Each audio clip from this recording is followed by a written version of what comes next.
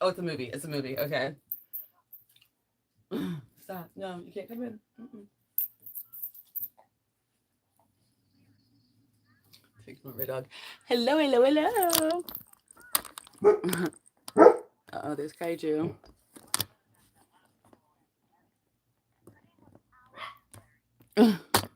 Is anyone watching Goosebumps at the same time?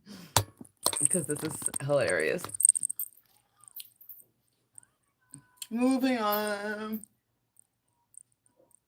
Hello, everyone. Happy Saturday. I told you I'd be going live all the time. Oh my gosh. So, I am working on some products for Moss Folk, which is my new brand. You guys know I have been working on a lot of projects for the past couple of months, and I've been working on relaunching my accessories and magical wares brand. It was called Mint Coven for the longest time.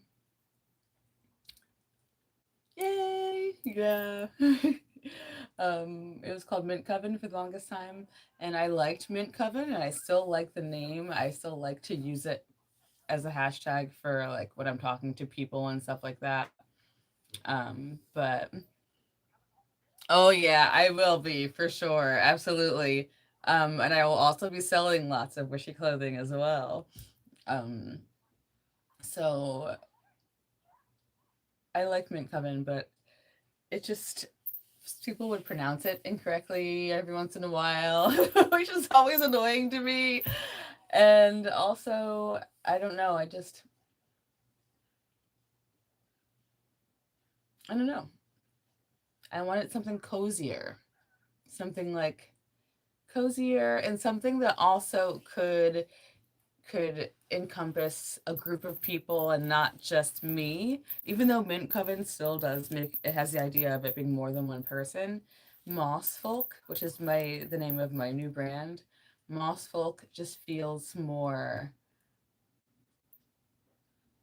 I don't know. It just feels like more magical to me. Even though Mint Coven is a magical name, Moss Folk feels more like mystical and more magical. And it will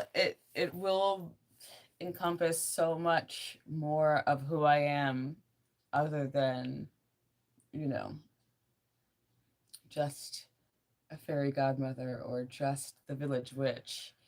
I am both the fairy godmother and the village witch. And I'm also one of the moss folk. Oh my gosh, what is happening in this? So anyway, my loves. So another big thing about the change about my brand is like I am so particular about the type of things that I want to sell and things that I want to share. The things that happen on Goosebumps, the things that happen in these kinds of shows, like these like kid, teen, tween shows that are like supernatural or magical or whatever. These circumstances that these kids find themselves in are always so absurd, and they're always so good at handling them. Ew! Oh my gosh, it's so creepy. The creepy rat monster on the show. They didn't show him right now, but when the ground exploded, a creepy rat monster jumped out. Yeah. Yeah, it was creepy. Oh my gosh. Oh, my friends. So I talked about it on Instagram today for a second, but I have this horrible allergic reaction to this plant. Look at it. Look at my can you see, you can barely see it like in the camera, but it's a bad allergic reaction to a plant that I totally dove into when I was hanging out with my friend. Super fun. We got really cool photos, really fun photo shoot, but I am covered in allergy situations and it's bad. Also, I got new slippers. This is wild. Oh, it's like a werewolf dude. Can I show you? I'm gonna show you.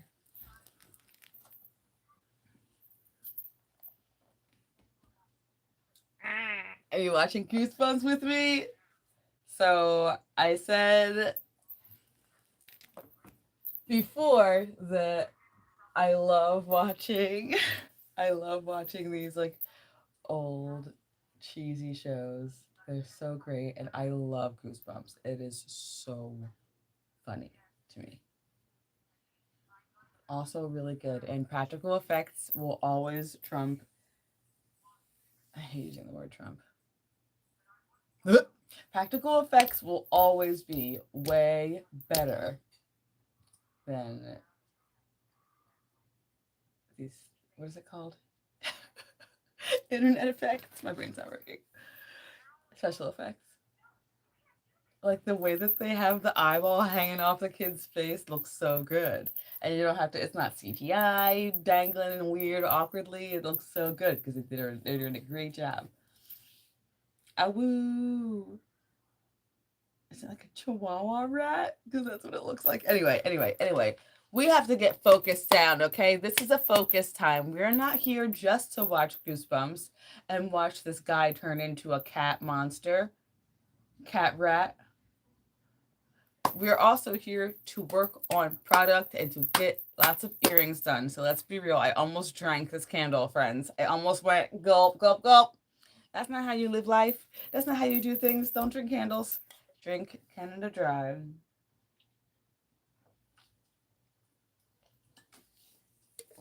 Okay. Make sure you have all your accoutrement with you, your productivity candle. Do you have all your items? Bring out all your tools. This is not working anymore. It's rusty and jacked up. And I cannot open it. And I tried to put oil on it to make it smooth and it's not working. So I no longer have one of these. But I've got clippy cutties. I got 2 clippy cutties and needle nose. I don't have smashy flats. I need a smashy flats. Oh my gosh. WD-40, I don't have that either. I need you guys to see the creature. Wait, they're gonna show it.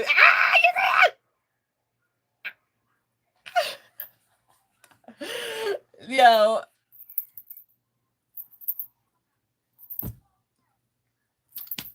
It swallows him out. It's if I saw a creature like that, I would scream. I would be terrified. I don't I think what happened? It turned to smoke. You guys, I am not the one. I love horror movies. I love scary things. I watch them all the time. I love them. But I do not watch them in silence like a robot. I watch them like a human being who's alive and who's affected by things. And I scream and shout and freak out.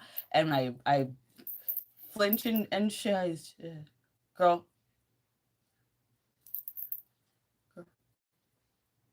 There's a bunch of smoke out there. But you don't know if that rat thing went away. And what you should do is go out the window because I would not walk down the hallway where you just saw a rat thing. I don't care.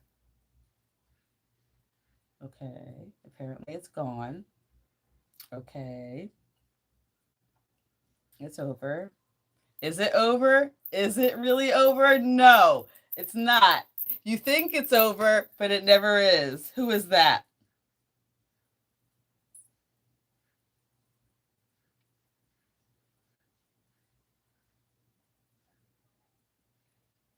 Wait, wait, wait, wait, wait.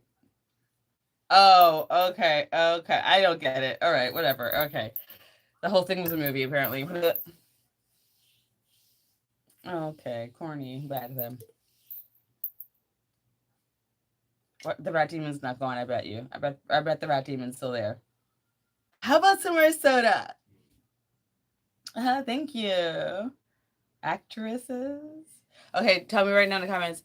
Do you use feminized term? I just spit everywhere. Do you use feminized terms of like titles? Some things Oh, he's eating a mouse. He just ate a mouse. He ate a mouse. He's a rat boy.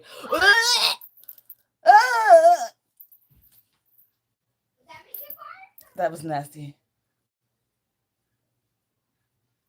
Ew. Nasty. That was nasty. That was nasty. That was nasty. That was nasty. Du, du, du, du, du. Du, du, du, du, du. Anyway. Yeah, so missing a tool. Hi, Tammy. How are you doing? I'm missing a tool. Missing a tool I need, but we're gonna make it through. We got taste the cakes. We got a frito. We got a Doritos. We got little candles for vibes. We got the Muhammads. We're gonna have more light when it gets darker. And right now, we are going to regain that energy, baby. Regain that energy, baby.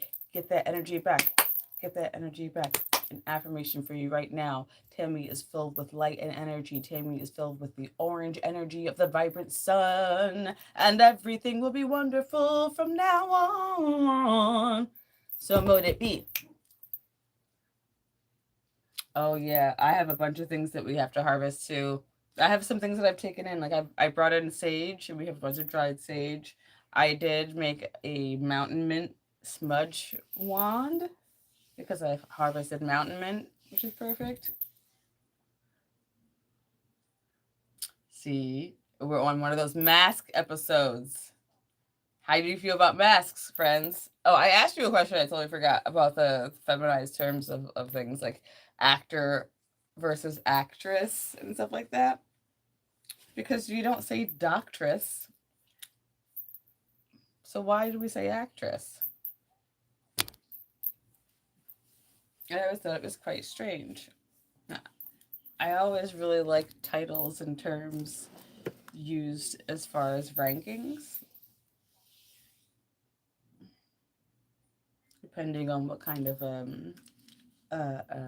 archy you live in. If you live in a patriarchy, then kings, king, queen, prince, princess. But if you live in a matriarchy, then queen, king, princess, prince, in that order. You know what I mean? Yeah, they're all actors. That's how I feel. In France, it's worse. What is it like in France? I think it's so bizarre. Like, why can't we all just? It's just a term, you know? Oh my gosh, I have to go to the dentist. No, I'm going to the dentist. You know, everything is masculine. You say, okay, so is it masculine or is it just one standard word? I feel like I don't like when things are feminized or masculinated. Masculine. It should just be titles because it's not like only a certain gender can do them. You know, it's very silly. People on Earth is silly sometimes with the words they be using. They be using words and making things something, and they don't have to be no way. What's scarier, zombies or mummies? And then tell me why. Both dead, right? Both reanimated. Both stank. Both trying to get you.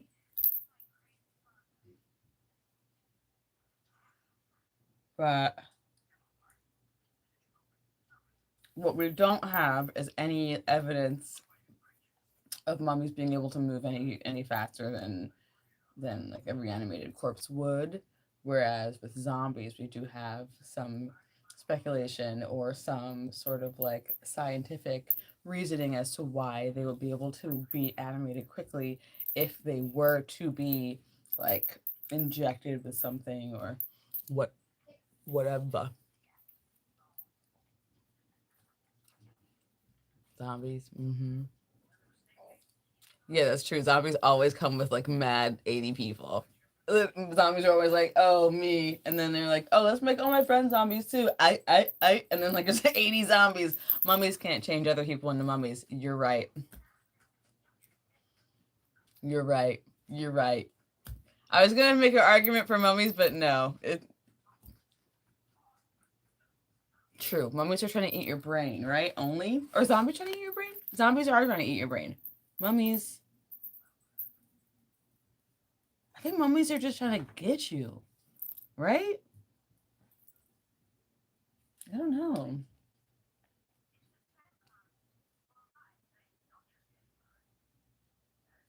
I don't know.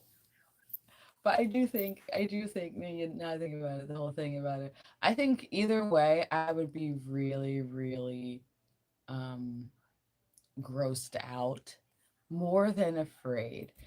Tell me about that. Tell me how you feel. And also, what do you think about the idea of, I mean, like zombies from the beginning um, were people who were controlled by witches, right? So I think it's quite interesting. I do think mummies are really cool.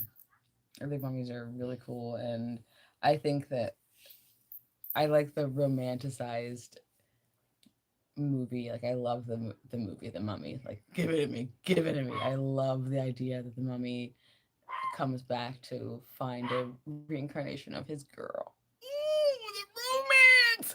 An ox to the moon! He wrote it. And then he left her. I know she left him. Heartbreaking. You know what I'm saying? An ox to the moon! He wrote it. And she was like, bye. Left him. Anyway, we're not doing it. You guys are supposed to be keeping me on track. The reason why we went live was so you guys could be like, look, I love you. Are you working? No, I'm not. Guys, let's get to work. Stop. Stop.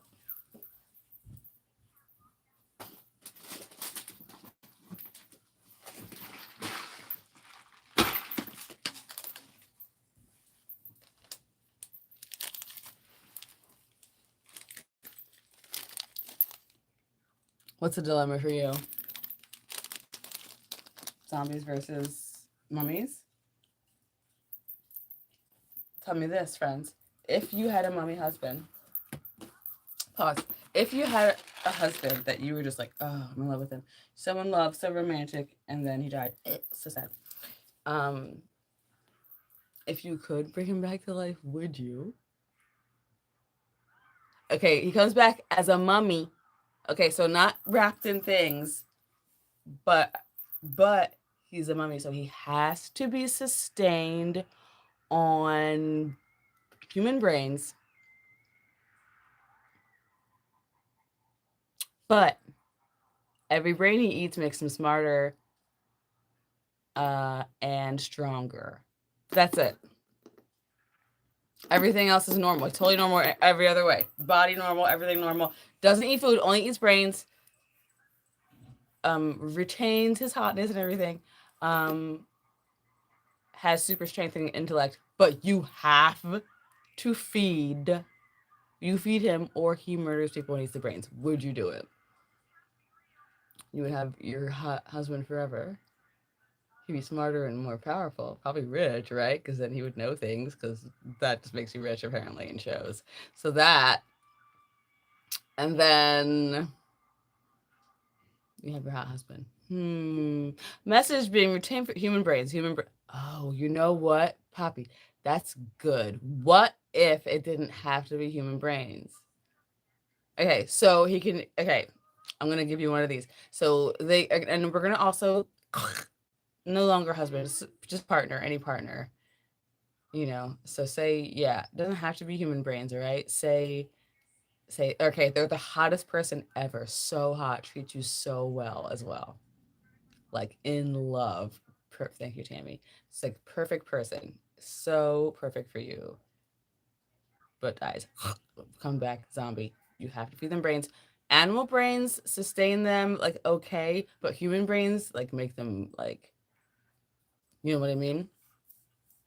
Like, they're great on human brains. Animal brains, they're kind of gray-ish and maybe not as smart, but if you give them a human brain, human brain, then they're like, hey, right? You know what I'm saying? We trying to bring you my baby. you know me. Okay, I'm always thinking about romance and like, you know, supernatural crap. So imagine me like I'm out here Mumby. Exactly. I'm out here looking for love in all the places. I'm sitting here thinking like, okay, what if I am at work at Terra Luna reading tarot cards and da da. Gling gling gling. The bell rings. In walks in. Fine, gorgeous woman. Perfect. 5'3", long curly red hair.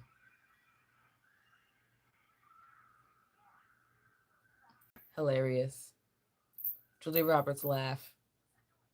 Witchy. Artist, whatever. Perfect, perfect. Gets a reading from me. Fall in love. Bam, I'm in love. She's a zombie. I have to feed her brains. What if that happens to me? What if that's what if that happens to me? That's what happens. That's what happens. I fell in love and she's a zombie. When it is below it's a surface and lava when it's above. What? Melted rock is called magma when it is below Earth's surface and lava when it is above. That's correct. Magma. It's a funny word. Learning about volcanoes. Cool. I am working on jewelry and I'm being very productive, right, everyone? Oh, cool. We have the Alexa, turn on first light. Okay. Alexa, turn up first light to 100%. Okay.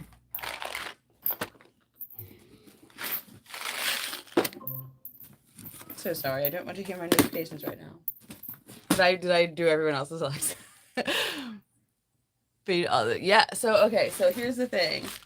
I always do this kind of like scenario in two different ways, right? We do it in the real way and the fake way. So the real way, which would be in real life, this actual reality.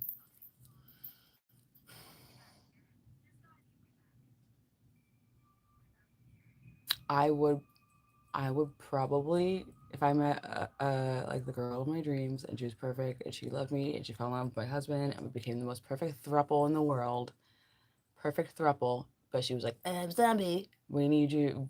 I need to eat brains. I'm pretty sure my husband and I would. We'd feed her animal brains, and then we'd probably find a way to legally and safely and morally get her human brains to sustain her. Yes, I probably yes. Before turning her into the government, because obviously, I mean, we would not turn her into the government. That's not what we would do. Before someone from the government found our zombie girlfriend. That's what I'm saying. We'd keep her a secret. We'd try to keep her alive in a secret and just and be okay, if that's what she wanted her life to be like. Yeah, you're right. I probably would be one of those people that fell in love with a zombie. What movie was that where like, what was it? Where he had a friend, his friend was a zombie and he had him on a leash? I know. What did you hear? What did you hear me talking about me falling in love with a zombie woman? Like a super hot zombie girl. It could happen. You never know. You never know. The universe has so many interesting things that are waiting for us. We have no idea what's in store. I could find a gorgeous zombie girlfriend that looks just like Madeleine Pesh. A gorgeous Madeleine Pesh girlfriend. She's perfect. She's perfect. That's her. If you look like Madeleine Pesh, call me. And if you're nice. All right, guys, I've been doing that thing where I've been like, oh my gosh, this person is so hot and gorgeous. Let's go on a date, and like go on a date with them, and they're not nice. And that's the thing. That's the thing. You gotta be nice. Nice and sweet and cute and loving. And want the world to be a better place and believe in peace and joy and be anti-war, anti-racist, and you know, like pro-spirituality and like self-reflection and stuff like that. You know, all of those things are essential to me for relationships and so hard to find in a partner. You know, I don't require people to be in like a witch to date me. No, but like having a healthy relationship with spirituality is important to me, man. That's important. Not animal brains. You wouldn't feed your lover animal brains? Would you? Okay, so if you had, yeah, human brains should be. So okay, so that's like the Edward Cullen thing. Like before Edward decided he was gonna go vegetarian, or he ate bad guys, right? He was just like he'd stalk stalkers and do that. So like you could do that, but then again, like you are then playing like God. I mean, not really, but you're making a choice for someone else's life, which you just can't do. You know what I mean? So I feel like I would just want to either animals or yeah, like morgue brains or something. Morgue brains. What if the bad brains? Yes, exactly. What if the bad brains made them bad? That's real too. Right? Because if the smart brains make them smarter, the bad brains make them better. Better. What do you think about like vampires sucking the blood of like jerks and stuff? Do you think the vampires have like a jerk day when they're jerks because they had jerk blood? Jerk blood. Oh my gosh, should I make a jerk? Let's write that down. Someone write down jerk blood. I've been making tons of t-shirt designs. I think jerk blood would be great. A jerk blood t-shirt with like a carton of milk or like a carton of blood for vampires like at the vampire market, and it says jerk blood on it. Some people like jerk blood. Some people like that bitter taste. Diving into the Doritos.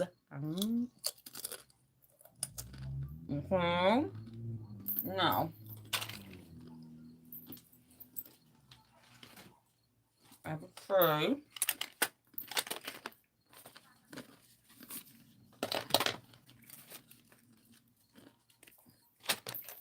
More of these. I don't need more of these.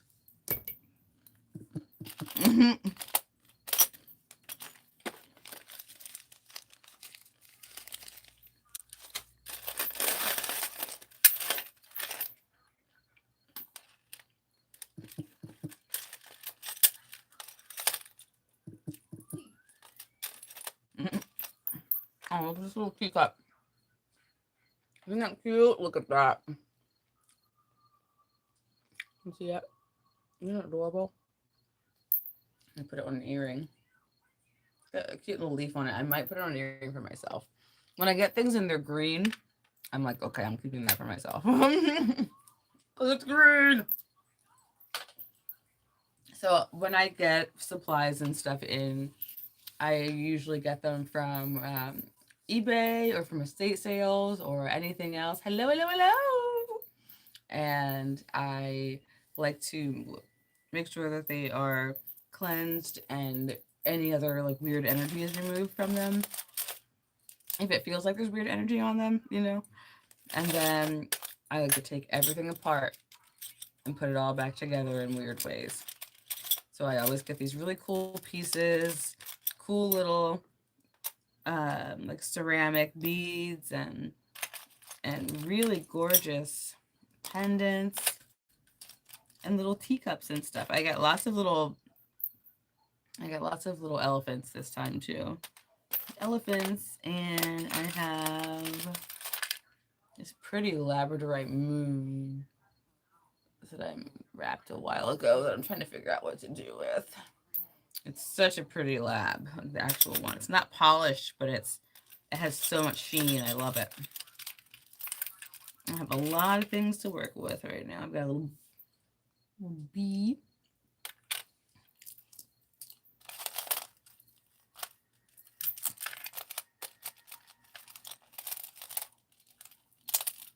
episode is this? It looks like all the kids are robots, which is really weird. And that makes me feel uncomf. I think about that too. Like, you think about, have you guys seen the Stepford Wives?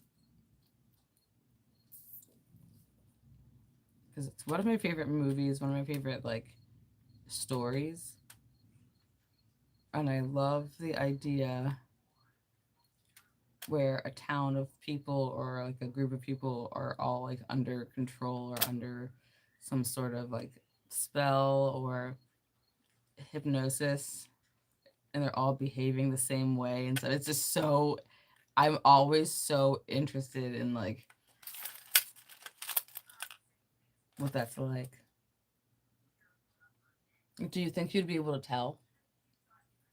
Also, if my boobs pop out, tell me. Someone tell me. But yeah, in real life, can you imagine going on vacation with your family? You know, nice little summer vacation. End of summer vacation. Let me set the tone for you.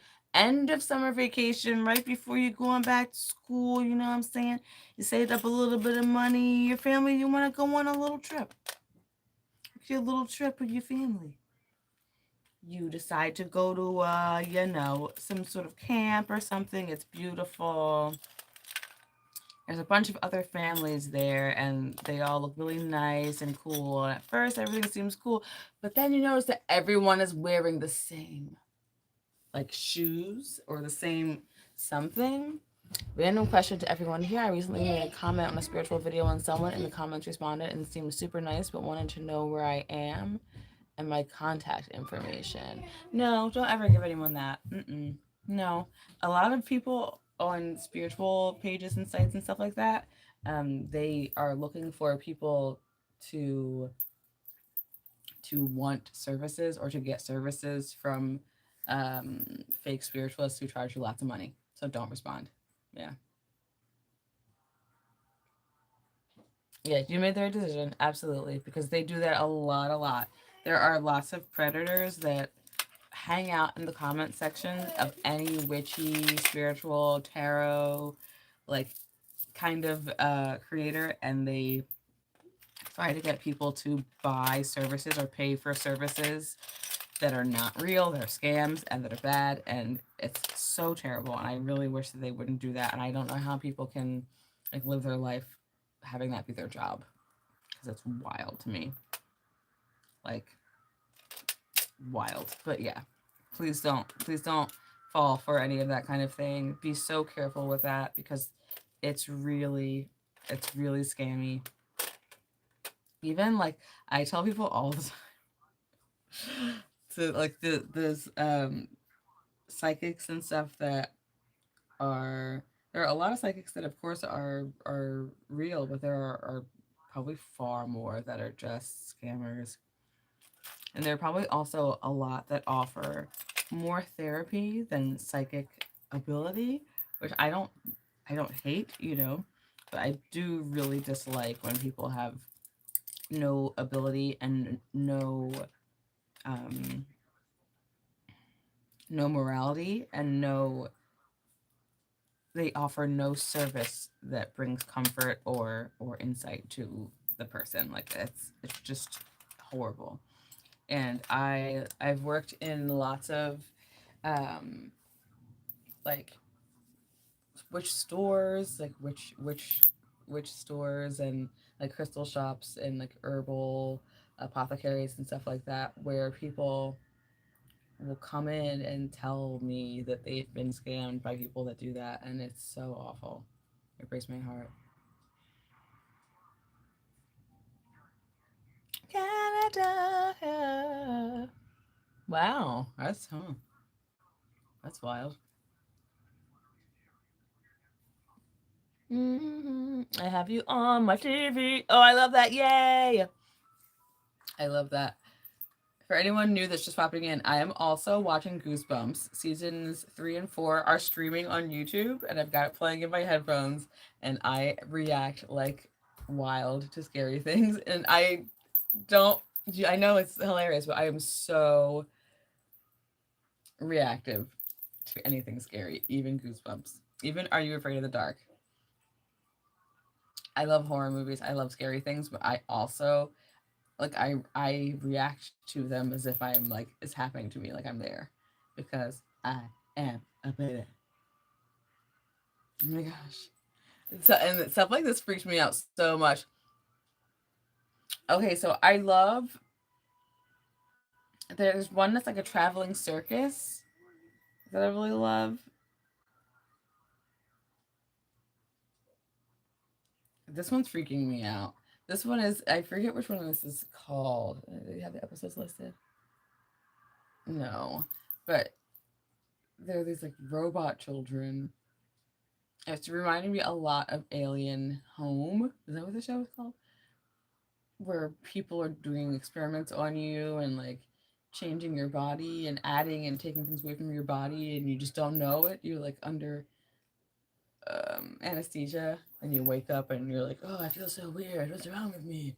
Well, while you were asleep, they replaced your organs with other stuff. That terrifies me. Of course. Okay. I have this little stampy thing. It's happily ever after, and I love it so much. I might keep it for myself for an earring. Am I blurry? There we go.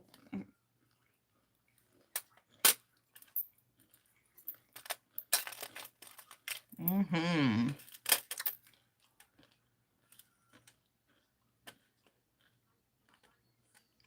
We got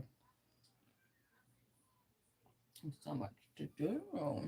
So much to work with. I have a bunch of crosses too that came in from um old jewelry boxes, like someone's grandmother's old jewelry boxes, and I have all these crosses, and I do not wear crosses, but isn't that pretty as heck? We talked about this before, but I find wearing crosses very interesting. I've never identified with it, even when I was like studying my hoodoo roots, which of course included Christianity. Even then, I was not into really wearing crosses because I just don't understand why that is an association and not something else, like something more positive, and something more specific. Oh no, you got kicked down.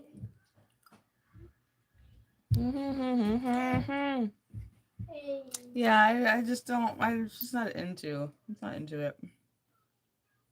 Not into it. But I do like. I do like the idea. And a lot of them are made so beautifully. And I do also just love symbolism in general. I just think it's really fun to look at. You know? And I have these little strawberries. Look at these. Oh wait. Look at these. Aren't these cute? I have no idea how old these are. But these also came in one of those little these are handmade. Came in one of these the jewelry box. It's a jewelry box pack of people's old jewelry. So when I take these strawberries off because they're really cute, I just hate these kinds of hooks.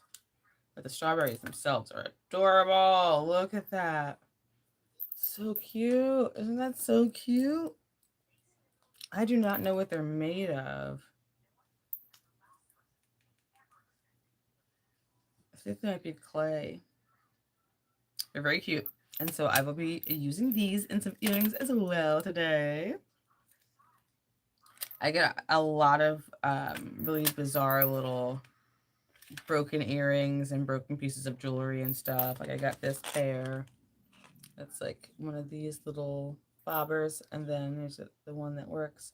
So we're going to take this other one off and use these as well because they're very pretty. I also got an Aquarius coin.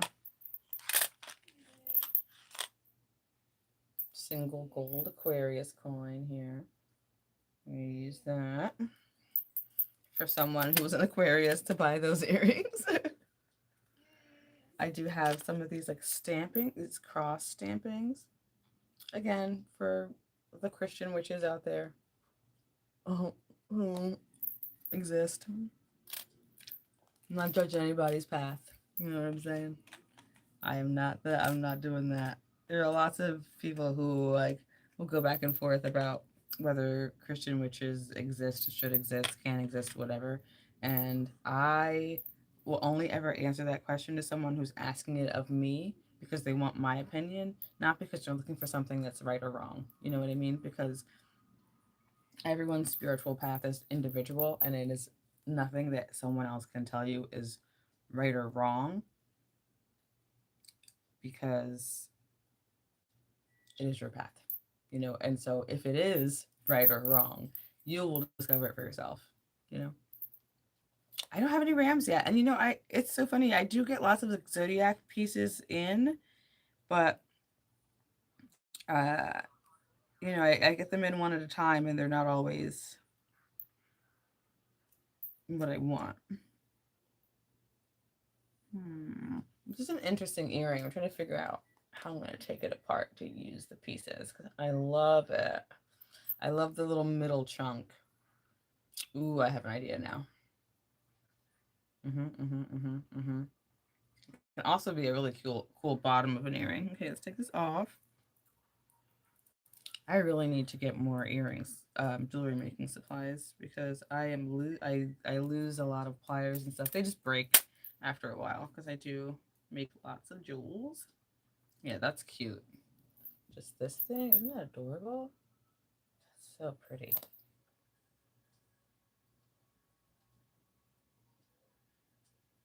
So pretty. Let's take this apart. Oh, it is welded to it. Boo. So if I take it apart, it will break. Boo. Oh, no, it won't. No, it won't. No, it won't. I can fix it. No problem. Love it. Oh my gosh, what is the child CEO? I'm a buzz with questions as always. And my first thing was like, oh my gosh, if a brilliant child were to run for president, a brilliant, like, intelligent child were to for president, would you vote for a child? Would you vote for a 12-year-old who was seemingly all compassionate, all loving, incredibly wise, and really, really good at making decisions? Would you vote for a 12-year-old? I say no, because they don't have the life experience. Oh, wait, hold on. There's something weird happening where the comments are being weird. I need to pause this so that I can hear and see at the same time.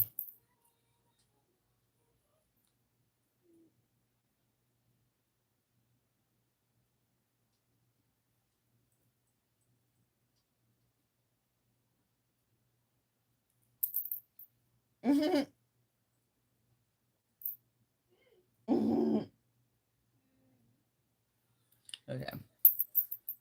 Let's see. Da, da, da, da, da, da, da.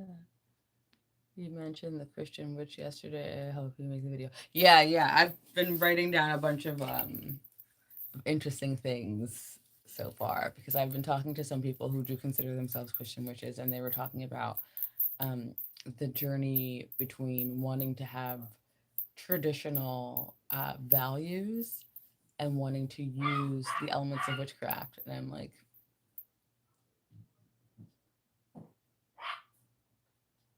you can do that without being a Christian. You can also do that while being a Christian,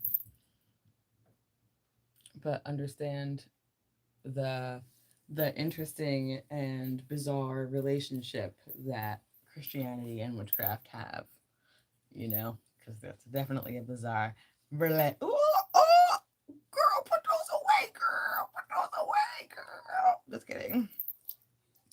Free the titty. Okay, what were you saying? Do you have any Sagittarius? Not yet, but Sagittarius is what I'm going to be getting next, probably, because I know that I have jewelry coming from a friend of mine who is a Sagittarius. Okay, do you have any Sagittarius in Egypt? The Ankh symbol? Yeah, I do have an Ankh. Oh, I love, yeah, that was such a fun video to make. So I don't have you know, any kind of weird feelings about Ankhs. Um, I do feel like it has a really interesting kind of symbolism, whereas the Christian cross being used as like a form of punishment, that's what I think of when I think of the cross. I think of punishment. I think of criminals being nailed to wood, hanging, and being put through pain, which is awful for anyone. It's awful. It's an awful thing, and that to me is what this symbolizes. Not Jesus. This symbolizes human cruelty to me. And then I'm like, okay, so should I change it in my brain so that does symbolize something nice? But but but the autism,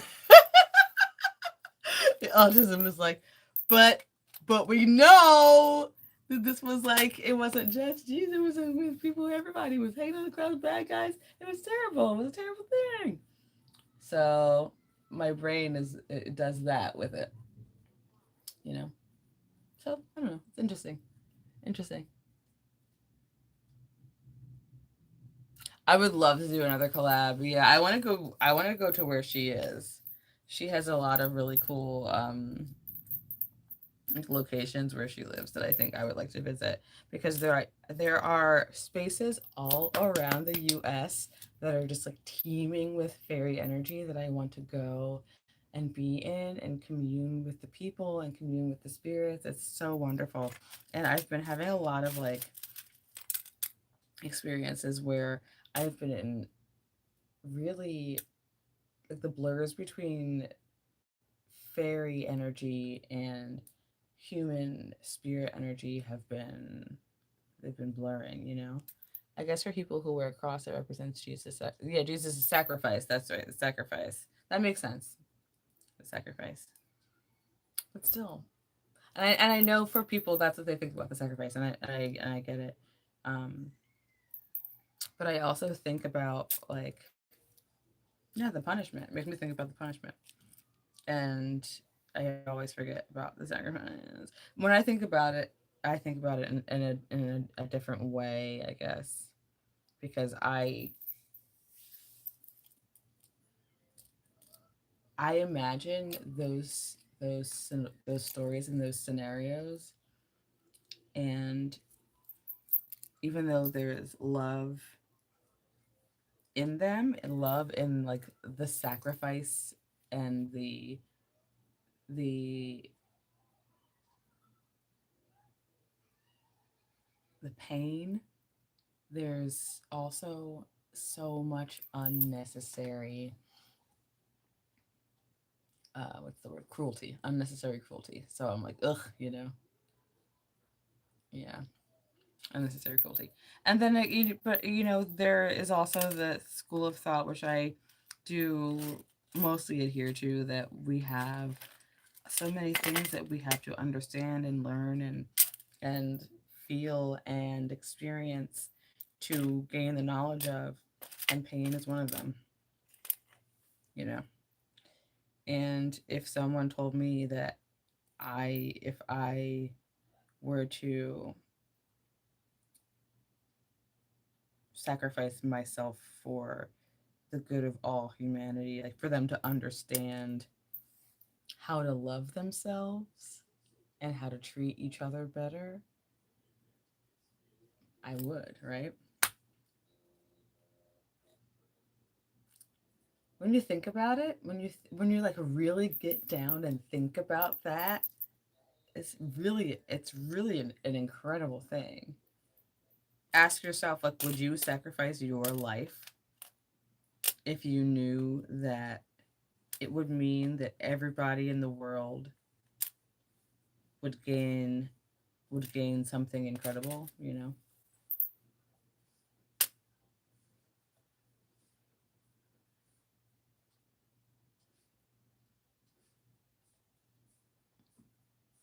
Um, there are a lot of things like that, Tammy, where there are witch fairs and witch events where people can go together and be together and charge together and stuff like that. Like there's Anahata's Purpose, there's Witch Fest, and there are like a bunch of different like events where witches come together and build their magic up, you know. And I'm sure there are probably some in your area. There are some, they're all over the place, really. There are a bunch here too. And at Terra Luna, which is in Wilmington, they have a lot of events where witches come together and empaths come together to heal each other and to work on each other and to clear each other from whatever they've been doing or working on separately. And it's really helpful. I'm getting hot. Where's my fan? I thought I brought it over here.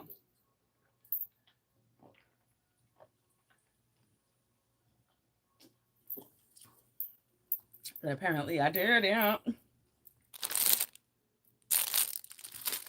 You're not allowed to smoke on the internet. I'm pretty sure you're not allowed to smoke on the internet. Ow. Mukbang. I'm really hot all of a sudden.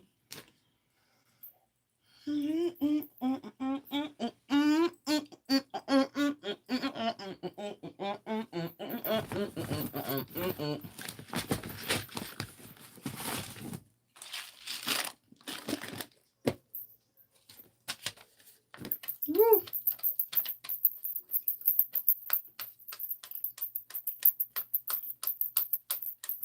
So hot.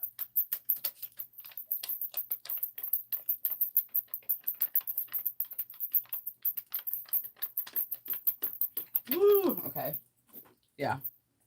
When I think about the Ankh as well, I think about it as the dual symbol of life. You know what I mean? It is the key of life, right? And it's like a womb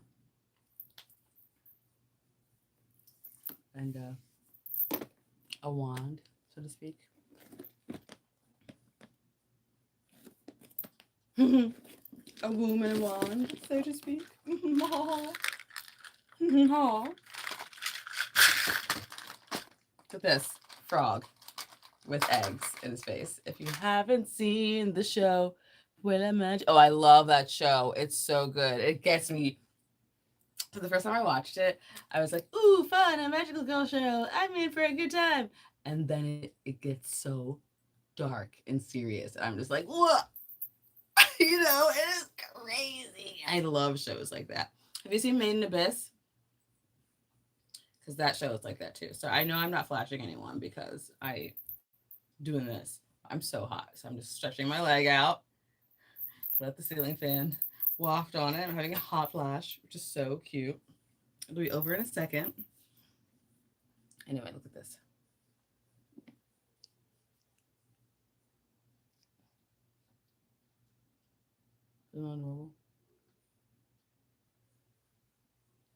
Oh yeah. Which third movie of what? Oh, I haven't seen the third movie now. You know what?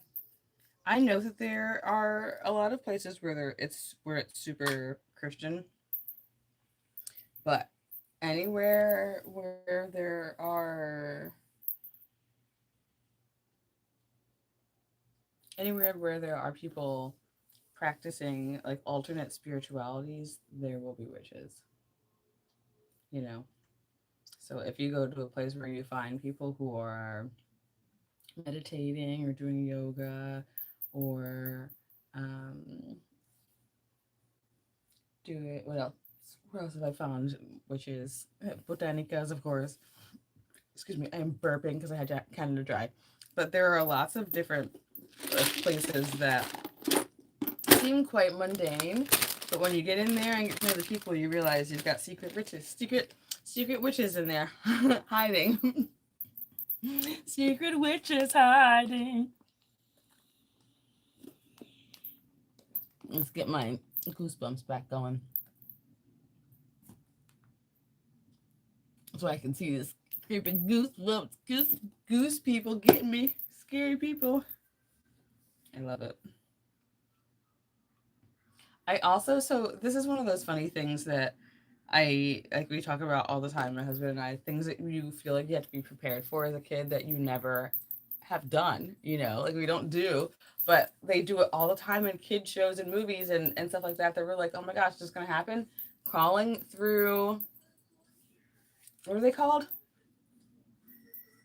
Air vents. Crawling through air vents in movies all the time. Crawling through air vents. Like this kid is crawling through an air vent in like a school where there's creepy security guard people walking around.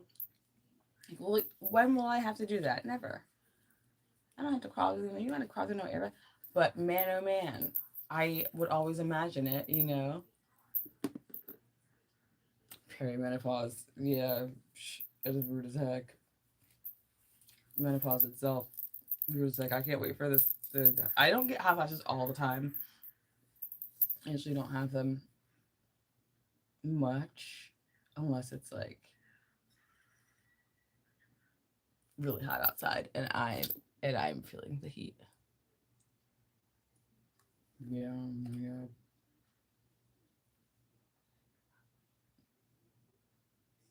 I also love boarding school stories.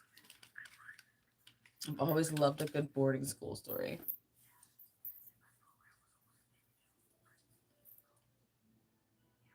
Hmm.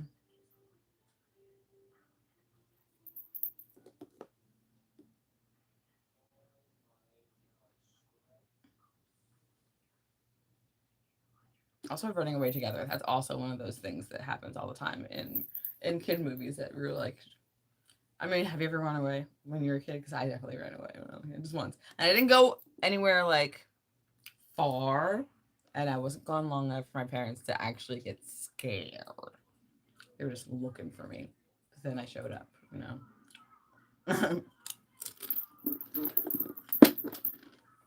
Mmm. Mmm.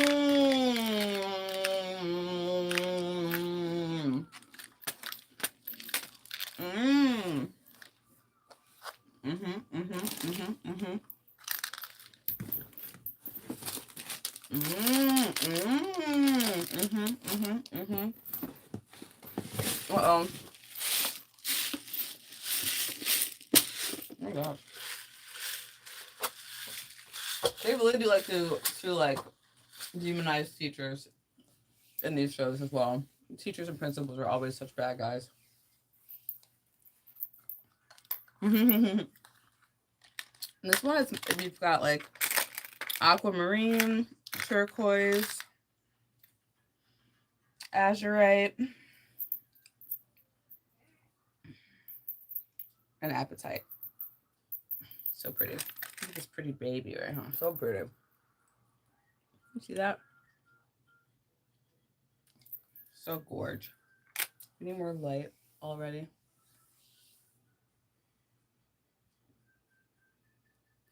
Oh, thank you. I'm wearing my dragon's claw with my herkimer, my rutilated quartz, drawing in love always, always, and my lucky cat that my friend Dottie gave me, who is the luckiest woman in the world. And she's always making tons of money, and she's always telling me about how she's just like rich as heck. And I was like, okay. And she just gave me a whole bunch of jewelry, and she's like, I have so much jewelry. You guys have a bunch of jewelry. And she gave me this, and I was like, okay, well, this is my lucky cat necklace from Dottie, who's the luckiest person in the world. So this necklace will bring me tons of money. So let's go. She's really cool. She wrote a book. Her name is Dottie Randazzo. She wrote a book called How to Shit Money, and she swears by it. I haven't read it yet, but she swears that once you read it, you will learn how to make money all the time. It'll just come to you. She's like a master manifester. And I'm like, okay, okay, Queen. You know, a lot of my jewelry is just stuff that comes from wherever, but mostly it's mostly secondhand. My pieces are mostly secondhand. This is one that came in a witch's box. This is the secondhand from Dottie Randazzo. This is, I think this one also came in like an eBay lot or something like that. One of those lots where it just had a bunch of jewelry in it, and I got it, and it was like $2 lot or something. And this related quartz pendant was in it, which is amazing. I am very lucky. I am very antique shopping lucky and very thrift store lucky as well. I always find really great things. As a matter of fact, these beads, this is completely free, including the caddy, because at a church, someone was going through the closet and they found all of these beads and they were like, oh, look at all these beads. You know who would want these? Mint. And they gave them to me. I tell people a lot, like all the time, because there's this wonderful, beautiful misconception that one day will be true, but it's not true right now that I have a lot of money and $1 million. And I'm like, okay, that's cute and adorable. And I love that. Keep dreaming about that for me, friends. Keep dreaming about that for me, friends. But a lot of what I have is thrifted or traded or gifted to me or hand me downs, stuff like that. I'm really good and good at trading things, and I'm really lucky. I'm an eBay person. I get lots of things from eBay and Depop as well. And again, thrift stores and antique sales and estate sales. Great churches a lot of the time give away a lot of things or have a lot of like clothing drives and stuff. And after those clothing drives are over, they donate that stuff to Goodwill. Or if you're there before they do it, you can get it. You gotta be good at scavenging, you know, scavenger witch. And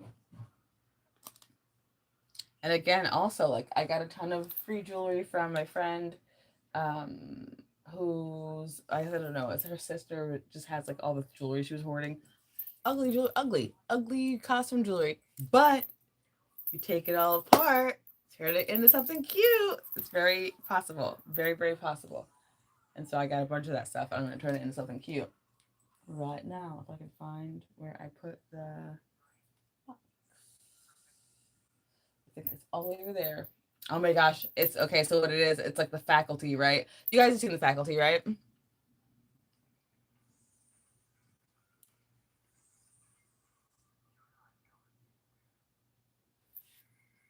What are you talking about? Ancient antiques too? What do you mean? I have a ton of really cool antique things that I have been working with for this next launch, and I also got this little tag, little dog tag. Dog tag. Whoa! Those loud and creepy dog tags. I got all kinds of cool weird stuff.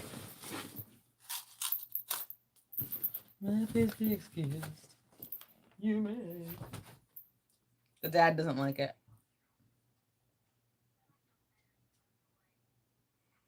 Would you step for why for your partner?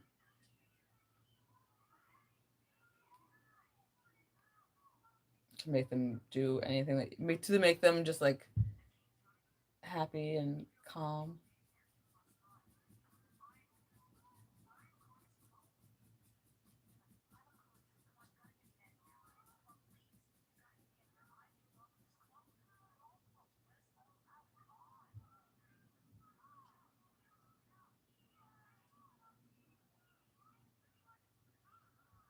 I'm sorry, I'm so into this episode. So they cloned a bunch of kids, and then the clones are sent back to the people's houses, and they're like really good and they're nice and they're doing all their homework and stuff like that. And then the real kid is put in jail. Kaiju, you can't come in. I'm making jewelry. You can't come in. I'm making jewelry. No.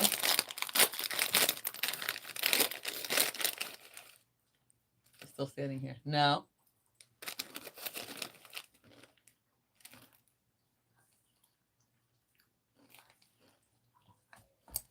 Mm-mm.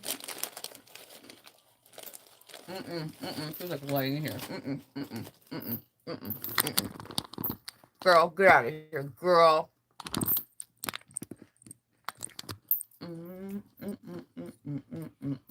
I love popcorn.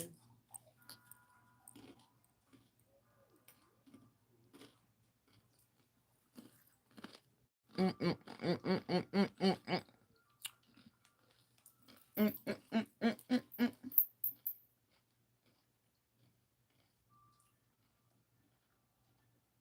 I do have snacks, but you're not allowed to have them. No, Kaiju, no.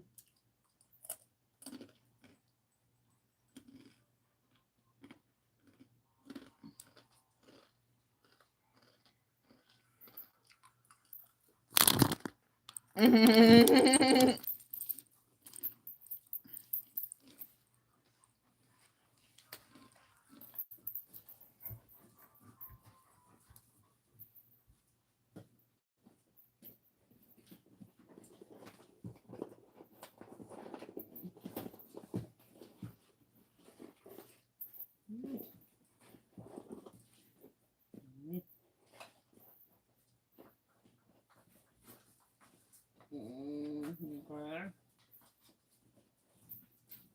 No. Okay, okay. Not what I'm looking for.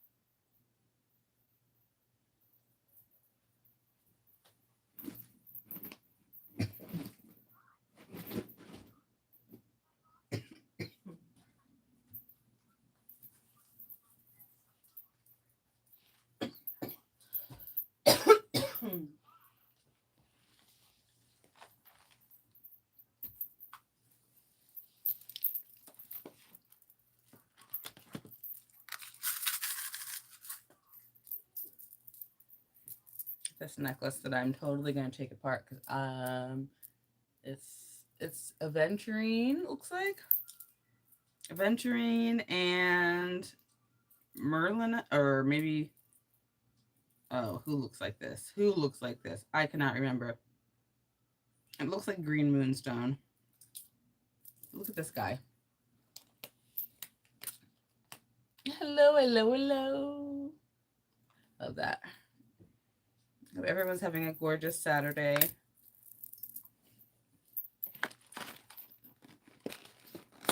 I love when they stream movies like or shows like this on YouTube. You can just watch whatever is on with whoever else is watching it, and it's great. Ah, a rabbit with a toad face.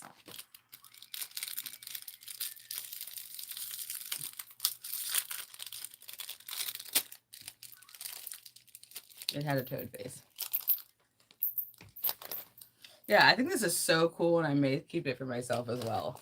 It's just it's velvet on the, it's navy blue velvet in there. So cool. How dope would that be? It's a choker. Ah, it'd be so cool. I'm just keeping it aside. I may keep it for myself, or I may end up putting it in the collection. It's just so cool. I know I'm going to end up finding other cool pieces that I love too. But it's really cool.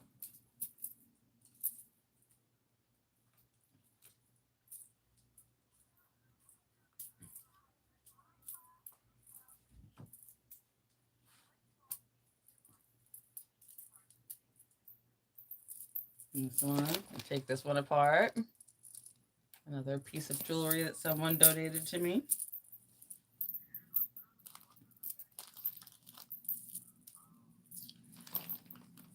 I was super afraid to ask people if they had old jewelry that they wanted to donate to me, because asking for help and asking for things can be really scary for whatever reason. You know, for me it's scary because like people saying no, or people not saying anything at all, like freaks me out. Like when you ask for help or you ask for something and no one says anything, it's just like, wow. It like hurts. It hurts because it's like, not only are you putting yourself out there, which is, you know, vulnerability, but you're also, then you're denied. And so you feel just, you know, invisible. But it's always good to ask, because you never know what you can get. You know, you never know who is going to want to get rid of stuff.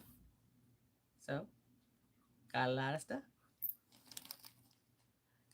His connection is messed up, Rita. Look at these little beads. Hello, hello. How are you? Oh my gosh. So I'm preparing for fall by doing a lot of like getting rid of stuff, getting rid of a lot of old like furniture and clothing and stuff in my house. And I'm doing a lot of the work that I've said that I was going to do for a long time now. So I've kind of reconnected with my purpose for a lot of things. Um, and I've gotten like a closer connection with what I want to do and the action of actually doing it. So it's been a really actiony kind of summer slash beginning of fall, which is nice. Look at these little beads. These little eye, these little glass beads with the eyeball thingies on them. They're so funny. They're so pretty. Hmm. Hmm. Right now, other than preparing by making merchandise and jewelry and clothing and hats and scarves and stuff, I've also been going to the Change Your Thinking, Change Your Life class. I'm taking that for another credit again. It's such a good class. Have you guys read the Four Agreements?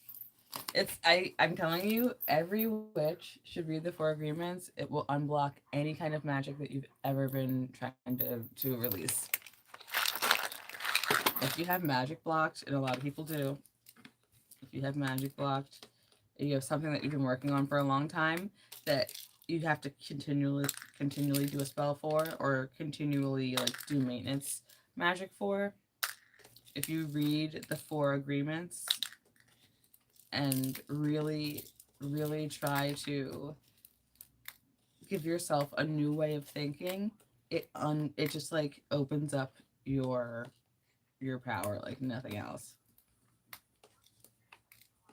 You really have to be willing to, as any kind of a magic practitioner, you have to be willing to understand that you don't know everything, you know. You don't know everything, and that there are a lot of things that we've learned that are not correct and that are not right, and we have to change the way that we think in order to be more like personally successful, you know. Like the greatest spell ever put on a human is the spell of considering someone else's words and ideas before your own. And thinking that beliefs, someone else's beliefs are, you know, more real than yours. Reading the Four Agreements. Reading the Four Agreements. Read that book. Read the Four Agreements. Read the Four Agreements and then live your life by those agreements. And it's like I super wish that the book title were different because it gives you an idea of what it is before you even read it. But basically all it is it's just changing the way that you think and not taking anything personally and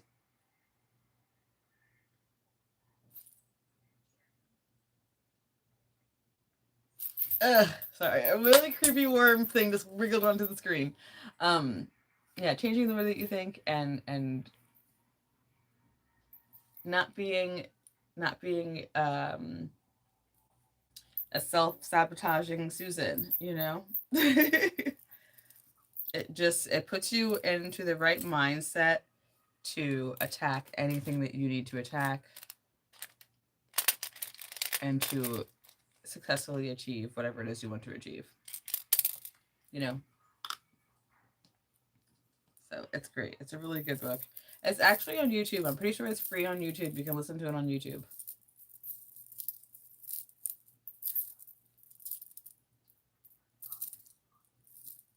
It's good. It's a good book.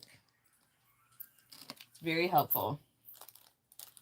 Very, very helpful because a lot of people a lot of people defeat themselves because they have like a script playing in their head from their parents or from someone else that told you couldn't do something, or that something wasn't for you, or that you couldn't try something, and then you stuck to it and you forgot to rewrite the script. And the four agreements helps you remember that you can rewrite the script. You can say, you know what, I don't want to be like that. I want to be like this, and now I'm gonna, you know. You have ultimate power. These got all mixed up in the car. I hate that. Can't tell which is which. Ew. Worst.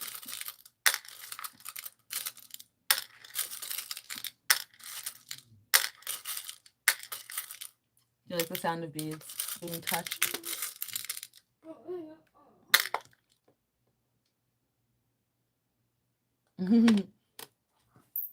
It's a really good book, yeah.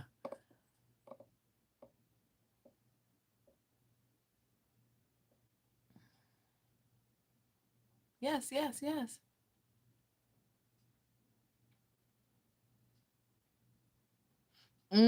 Oh, classes online. Okay. Well, okay, so let me talk about that a little bit while stretching my legs. So, classes online, it really depends. Like you don't have to take any classes. You know what I mean? You don't have to take any classes. You can completely like um self-teach anything you want to know in the world, anything.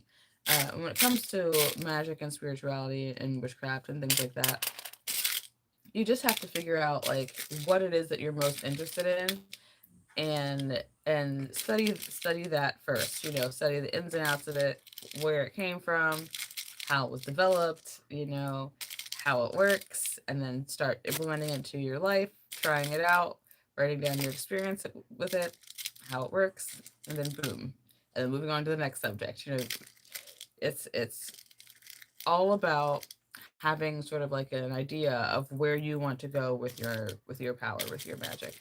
So just, you know, when you decide, you know, I think I'm going to look into witchcraft, you have to figure out what it is about witchcraft that you're interested in. You know, what is it that you want to know about? Is it because you want to do spells? Is it because you want to wear protective symbols? Like, is it because what? Like, why is it that you want to be a witch, or why is it that you're interested in witchcraft?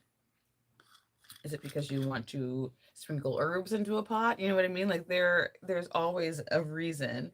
It's always something that gives you an idea like, I saw this and I like the way that looks. I want to put that into my life as well. So what is the reason? And then when you find that reason, then you find the best way to satisfy that reason, you know. And if you're like, I'm looking into witchcraft because I want to, like the most common thing I think is I want to learn spells to make things happen for myself. Like, okay, heck yeah. Um, so then if you want to learn spell work, then try a spell writing book. Sorry, I'm also watching Goosebumps. A spell writing book, or a spell writing course, or a spell writing video, or um, find out what the significance is about writing spells, or how you want to write spells. Spells can be, you know, completely verbal, or they can be partially verbal, or you know, ritualistic. You can use tools. You can use an altar. You don't have to use an altar. So figure out what it is that you want to do, and then you figure out how to do it. And as you're figuring out how to do it, you will learn more about what it is and where it comes from and how you can build it and everything. And magic, like witchcraft and spirituality, are completely free. You know, you don't have to pay for anything. You don't have to buy anything. They're completely free crafts. communing with nature, understanding the elements, and being able to use the energies around you to conduct a ritual that brings your will to life is completely free. So when people say, what classes should I take? I think I always ask, like, do you need to take classes? Does it help you to take a class, or does it help you more um, to learn on your own? Does it help you more to learn in a group? If it does help you more to learn in a group, then taking classes is really fun and really cool, and I love that. I've taken classes on certain things just so that I can be with other witches, just so I can meet other witches and find out where my group was. And that's usually when I do, like, whenever we've moved, I always find out where the local spiritual shop is, and then I find the local witches, and I find the group, and then I see if there's classes, and maybe I'll take a class just to see who the witches are in the class, see who the so and so is, whatever, and to see what people know in the area or whatever, and then go from there. But it's very interesting. It's always really interesting, but classes are only necessary if you prefer to work in a group, or if you're going for a certification or a license or something like that. Um, but they are fun. They are definitely fun. So I definitely recommend, like, any kind of folk, like herbalism or magical herbalism or medicinal herbalism classes for any witch. I think is really great. Even if you are not, like, interested in working with herbs for medicine, like for ingesting, working with herbs um, energetically is you know um, one of the ground points, like ground kind of points of ground. What is the ground something? It's a basic uh, tool of witchcraft is working with plants. Understanding them, communing with them, knowing how they grow, knowing what they grow with, knowing what they emit. Energetically and physically, knowing all about those plants and discovering the spirit of those plants is a great way to sort of solidify your standing and your understanding of earth magic and getting into earth magic.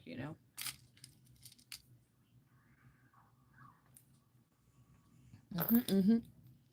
Yeah, and some of them are scams. That's right. Some classes are scams. Some of them are just like, people uploading, like, books onto the internet, and then you just pay to read a book. There is, I will say, I said this yesterday's live too, but Maya Toll, I think I showed her books as well, but Maya Toll, she does have, like, an online, like, witches school type of thing, and it's a resource that has her classes that she taught and classes that other witches have taught, and it's videos of those classes, and then the other students, like, commentary, comments, whatever, um, and you get to experience those things with other students and go through, like, seminars and stuff with other students, and it's all online, and then it stays there. Everything stays there so that you can go back and log back in and look at old classes and old videos and stuff and take new notes or whatever. It's really great. So that, I do think that is a great resource for people who like that kind of learning atmosphere. I'm definitely someone who really likes, I like lectures, and I like public speakers, and I like to integrate points of magic, like different types of magic, into my life by experiencing them live, and then adding my experience into, like, my book of shadows. So that's another reason why classes are really good. because you get to experiment with magic live with other people. Not always. Some classes that you don't do that. You know, they'll give you like books and things to learn and questions stuff like that. But in a couple of classes that I've been in, you get to experiment with energy work live in the class, which is really nice. So yeah, if you want to be with other people and learn with other people, take classes. Heck yeah, but it's unnecessary and don't spend a lot of money. You know, don't spend a lot of money on classes because you really don't have to. You can totally learn on your own. You can totally learn on the internet. You know, there are thousands of free witchcraft videos on YouTube. Thousands. So that if you need a reference or a visual guide, you know, you can always tap into that as well. The classes that I'm taking are specifically like for self-development and for like unlocking they're for self-development and for um like complete understanding of the way that the way that spirituality can heal people and can create community and also for a license. You know, I am ordained and I have presided over a coven, so technically I'm an ordained priestess, but I would also like a license. Because I like a license. Oh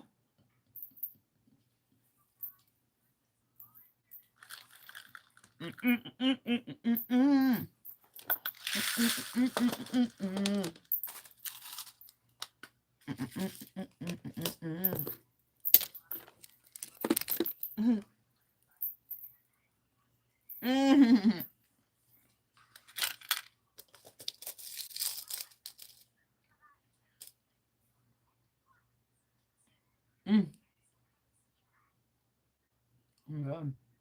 Skin rash. Oh, she's turning into a lizard. She's turning into a snake. Mm-hmm. Yep. And so is that boy. Ew. Watch someone eat a fly.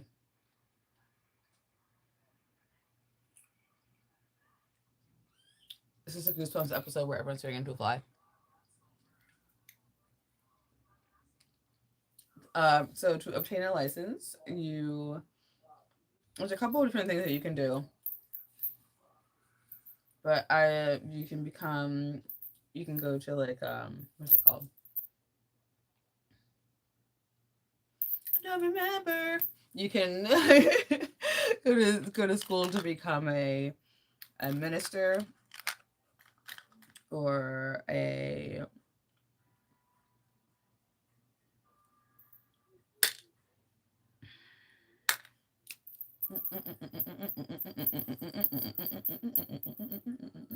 okay, anyway.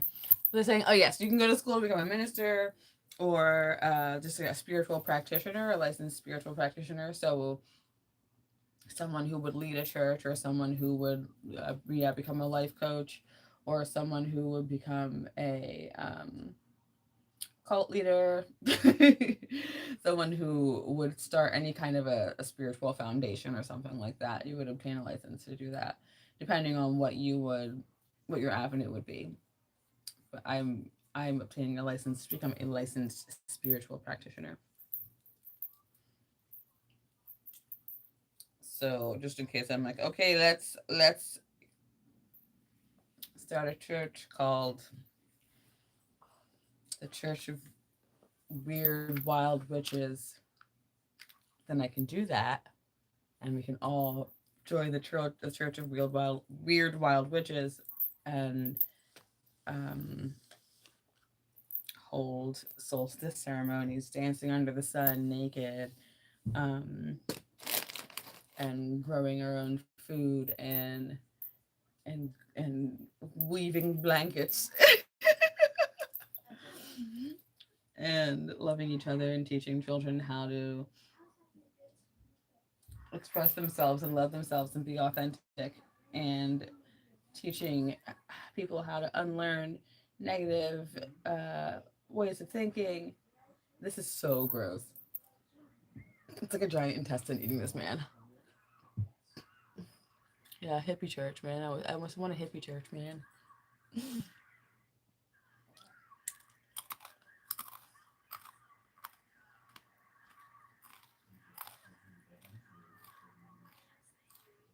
But everyone has to be like cool. You know, like here's the thing. I belong to an interfaith spiritual center now, and I love it. And I think there are 5 or 6 witches, like officially witches that go there. It's really cool. But I really want to have an interfaith spiritual center that is like witches first. You know what I mean? Because like when it's like other people first, it's great. But witchcraft and like alternate spiritualities, like earth-based spiritualities, are still so taboo in those spaces, and I need that to stop. You know, I need that to be done. Because like I need all of the people with their new religions to understand that their religions are sitting on top of our old traditions. You know what I mean? Yes, I have been to Salem. I'm going back actually next month.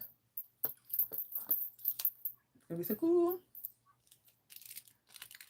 Yeah, and it's very interesting there. It's very, very interesting there. Very sad energy. But also very fun and touristy. If you're a tourist. If you like touristy stuff. I love touristy stuff.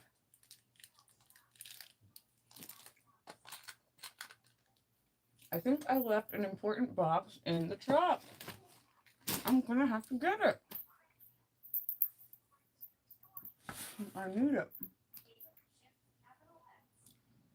Mm-hmm. Mm-hmm.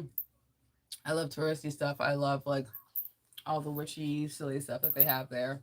Yeah, I made a video. I filmed a video the last time I went. It's on my channel. I talked about it because it was like such mixed energy. Um, all my life, I had always believed that at least one of the people, 1 or 2 of the people that were being charged of witchcraft were witches, or maybe witch adjacent or something.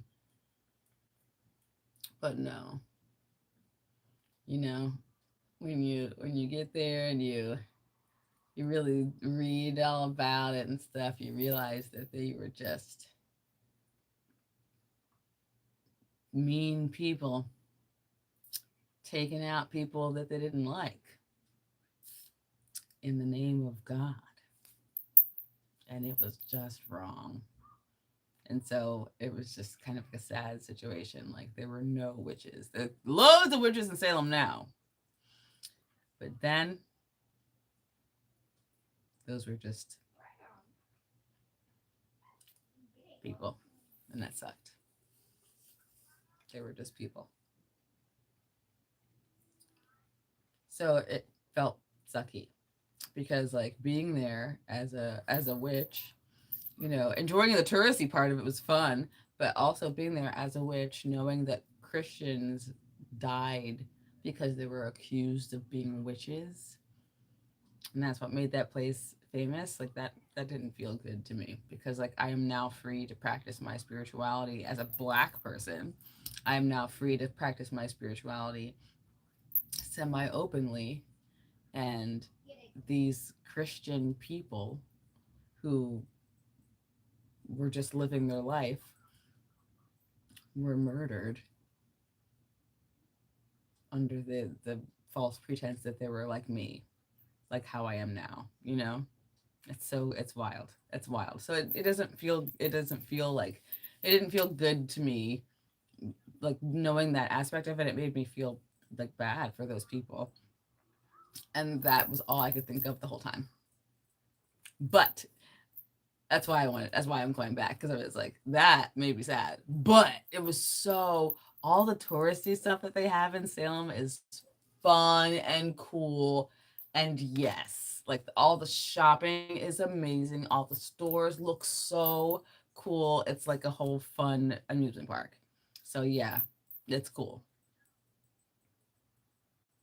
Yeah, plan a trip there. Do all the things, do all the fun things. Like if there's a sad ghost tour, like okay, so I took the ghost tour and the ghost tour was sad. It was just sad.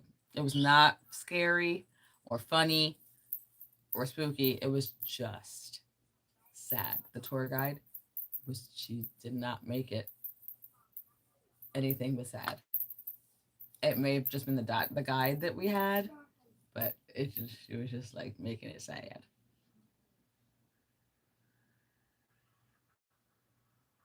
Oh gosh, you had to book now because I'm sure, or even a year in advance, because it's crazy. It is crazy in October. Last time we went in September, I think, and we had booked 5 months in advance, and we had a sponsorship.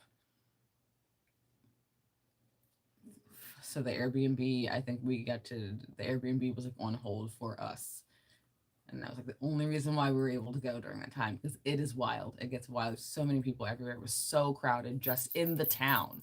There were people everywhere all the time. It was like being in New York. It was not like it didn't go to sleep. You know what I mean? Like, just walking around at night, there were just people everywhere dressed up as witches and stuff. And I was dressed as a witch the whole time too, of course. But you know, it was just it was cool. Like that part about it was really cool. But I will say, like the ghost tours and like visiting any of the houses of the people who were killed, only sad, only sad, only sad. Um, any fun gimmicky things though, those were fun. But yeah, yeah, yeah. I gotta find this box because I need all the jewelry that's in that box.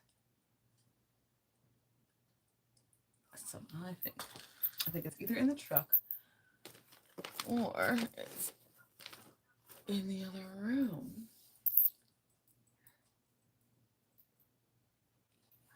Or I put it in this cabinet. I don't think I did that though. Did I?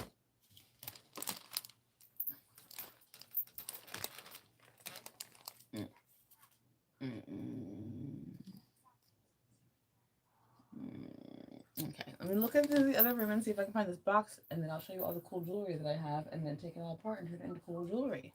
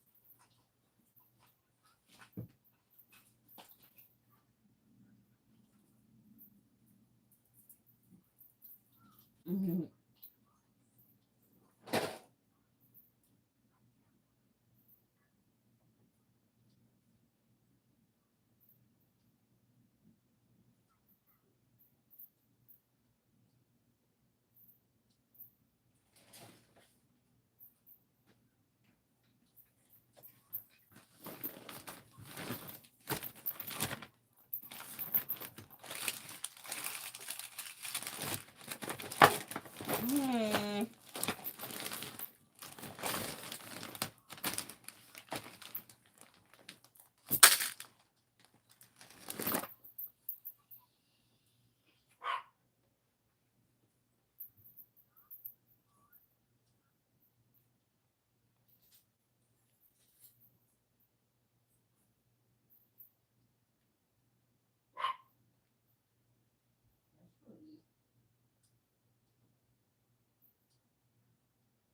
are the keys?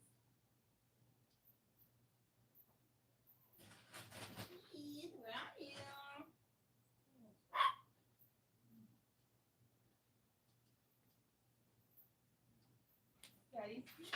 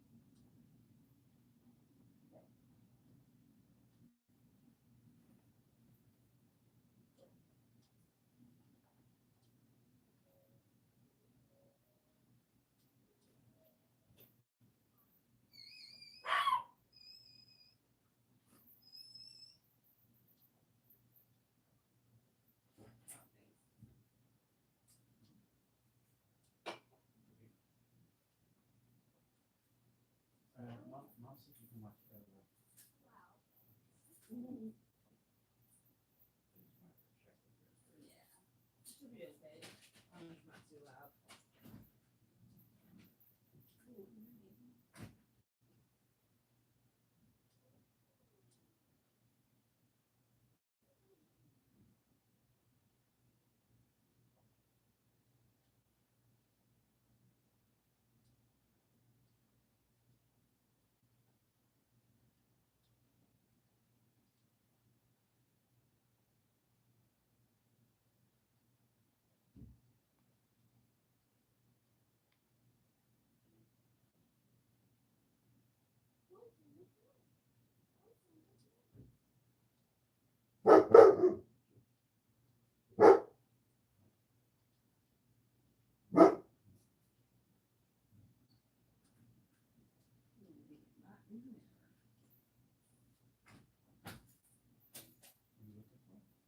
Box, a small jewelry box, like a necklace-sized jewelry box. It's like filled with jewelry, overflowing.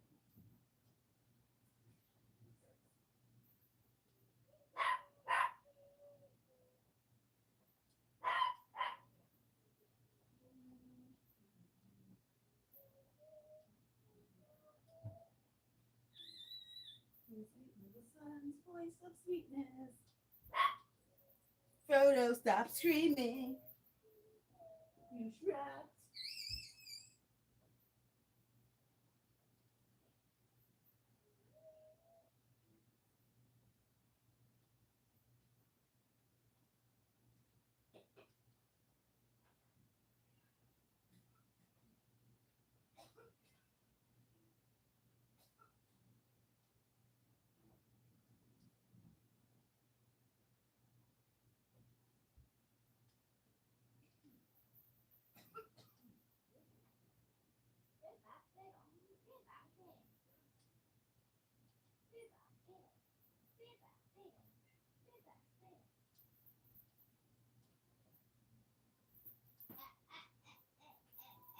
what color was the box?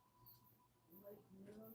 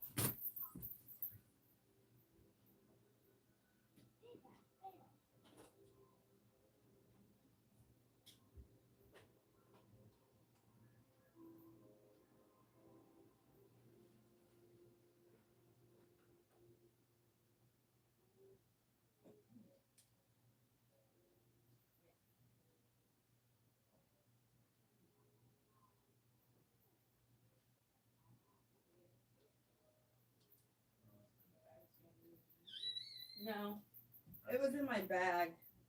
So I thought maybe it had fallen out in the truck because it's not in my bag anymore. But Yeah. I don't know. It'll pop up. It's a bummer. I need it. Either I left it at Terra Luna or that's it. Or it's like in here somewhere and I just can't see it.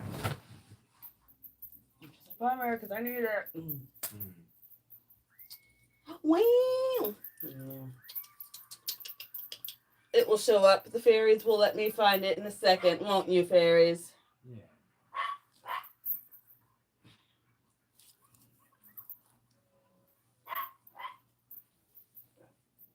I'm gonna let throw it outside.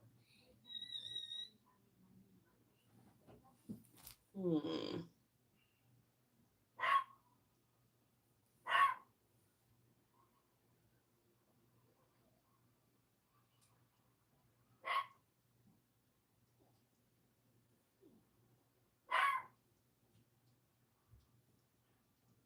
Hmm. Hmm.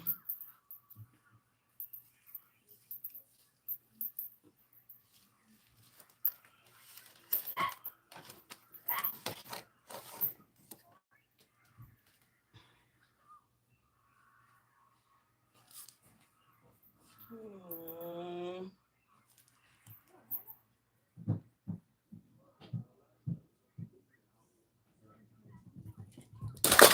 Frodo, no! Ugh, my goodness, nope, nope, nope, nope, nope. Come on. Outside. Let's go. Oh,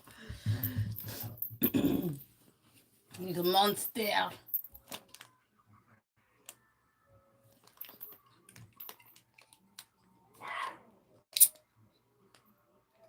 Oh my gosh, this kid is being eaten by a giant blob monster. It looks like eggs. It looks like a giant blob of overcooked scrambled eggs.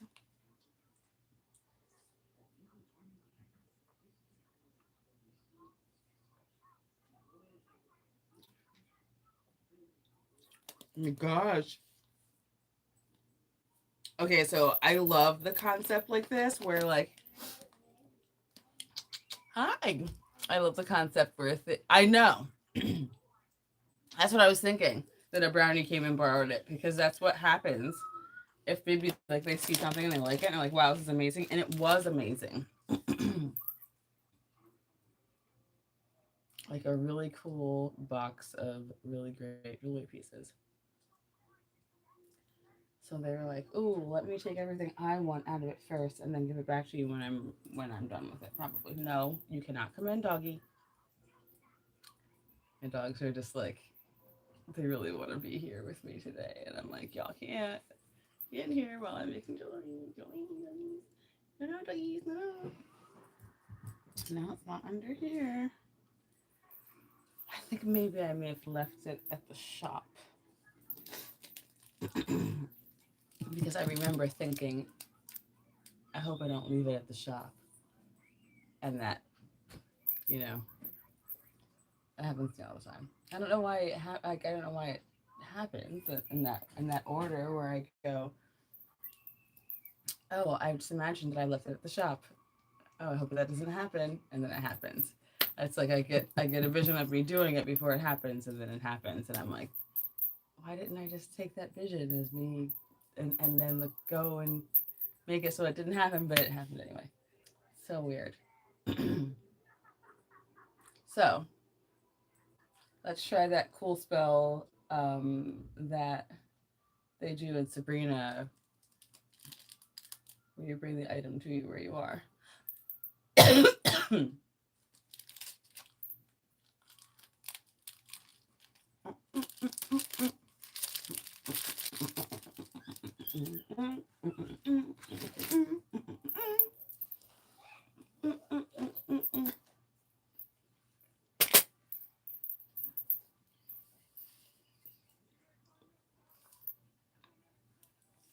Hmm.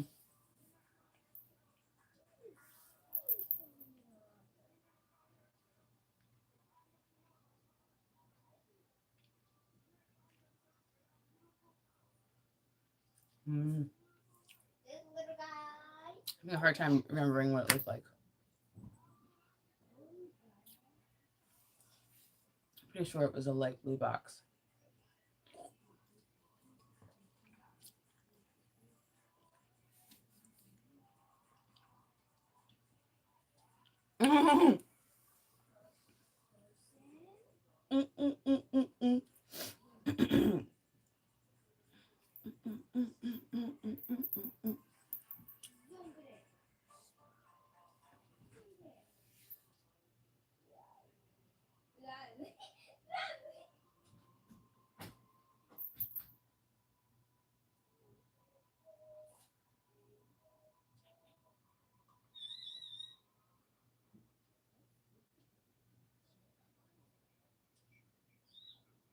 Hmm.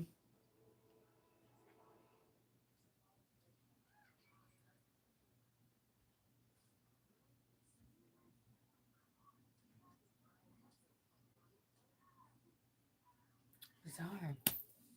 That sucks. I want to work with the items that I need right now.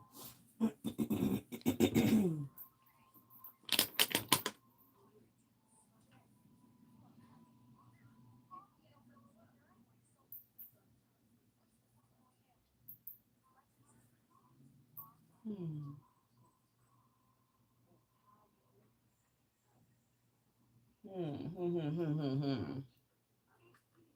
I'm just so perplexed. I guess I'm going to have to move on from that, though.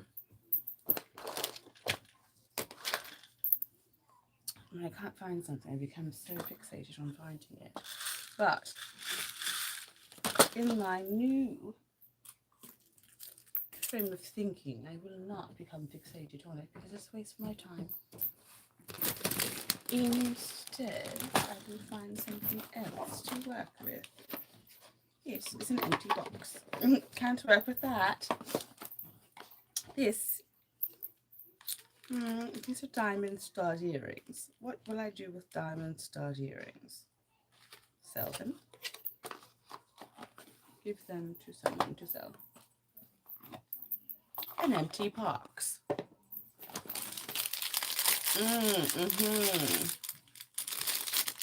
Green beads. I can use those. Ooh, a fancy chain that I will not like, so I'll give it to someone else to sell.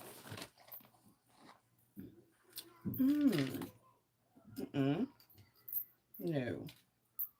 Not for me. No. Jewelry that I will not use. Give it to someone else to sell. Oh, this is pretty.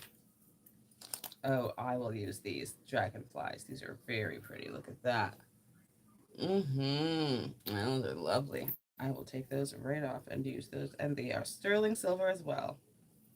Yes, I will use those. And there are earrings as well. I might keep them for myself. Pretty. We'll use those. Good. Okay. At least we've got that. Oh, no. Absolutely not. Give it to someone else. There's some trends in jewelry that I'm just like, ugh, no. Why did we ever make those?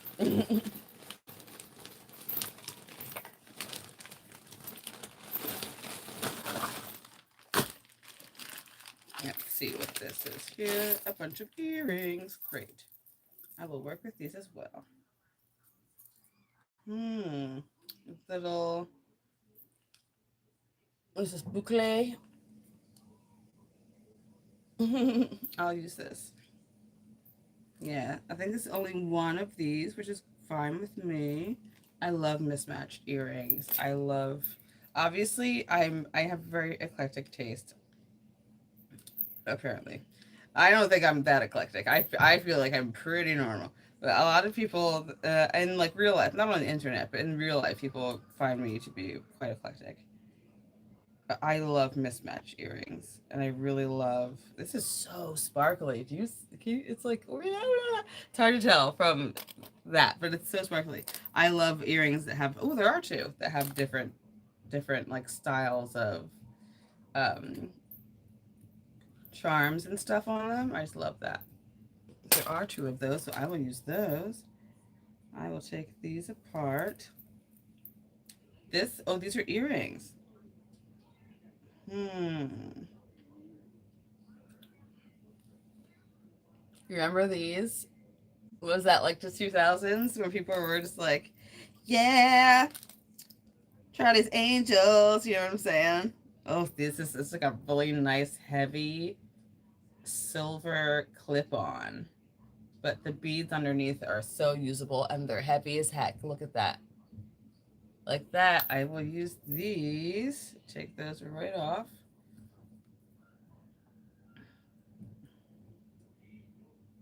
So this is a bag of jewelry that was donated from one of the women at church. At which church? I'm super hyped on that. This is a woman that, she probably won't watch this. Also, people, I'm, remember how I told you, like, back in the day, I told you like a year ago, I think, I talked about unmasking and being like, look, I'm, I'm not gonna reserve any part of myself anymore. I just can't. And it came from, a lot of people in my life dying, and me having a lot of experiences where I've come very close to death myself, and realizing that there is nothing more important to me, like in this life, than authenticity. You know what I mean? Like, if I'm not living authentically and doing what I want and experiencing life the way I want to, then I'm not doing the right thing for myself. You know, like that. Then like, what the hell am I doing? Because I realized that when we die, we recognize that the most important thing about this life was experiencing it just as we were supposed to, experiencing it as it is, and doing our best to love despite all of the pain that we experience, and to live and to express and explore and to continue to be authentic despite the pain and grief that we experience. And I'm like, what? And after, when you're dead, the only thing that you will regret is not loving more and not being more yourself, you know? So I'm like, okay, well then, damn. I can't, I have to be myself. I have to be myself. So I just started freaking out and like thinking about the ways, like in therapy, like thinking about the ways that I have lost my authenticity. It took me a while to get that off. That one was like rough. This is a really thick guy, but I got it. I got it. Yeah, so when I realized that like there are so many ways that I was still hiding who I was, and not like hiding it on purpose, but just like not allowing myself to be, you know? I felt bad. Like when you take yourself outside of your experience, um um like look at yourself from the view of someone else. Like imagine that you are your best friend and you're looking at you. What do you want for your best friend? To be happy, to be loved, to do what you want. If your best friend said to you, "Man, I really want to sing at this show, but I'm so scared. I'm just not going to do it." And you're like, "No, do it." And they're just like, "No, I literally cannot do it. I'm just not going to do it." And they're not going to do it, and you're upset. Or they're like, "Oh no, like this girl's going to make fun of me. I'm not going to do it." You'd be like, "Oh my god, forget that girl. Who cares about that girl? Do it." So like that's that's what you have to like say to yourself. That's what you have to give to yourself. You have to say to yourself, like, "Oh my god, yeah, do it. Live it. Be it. Oh my gosh, don't what?" You know what I mean?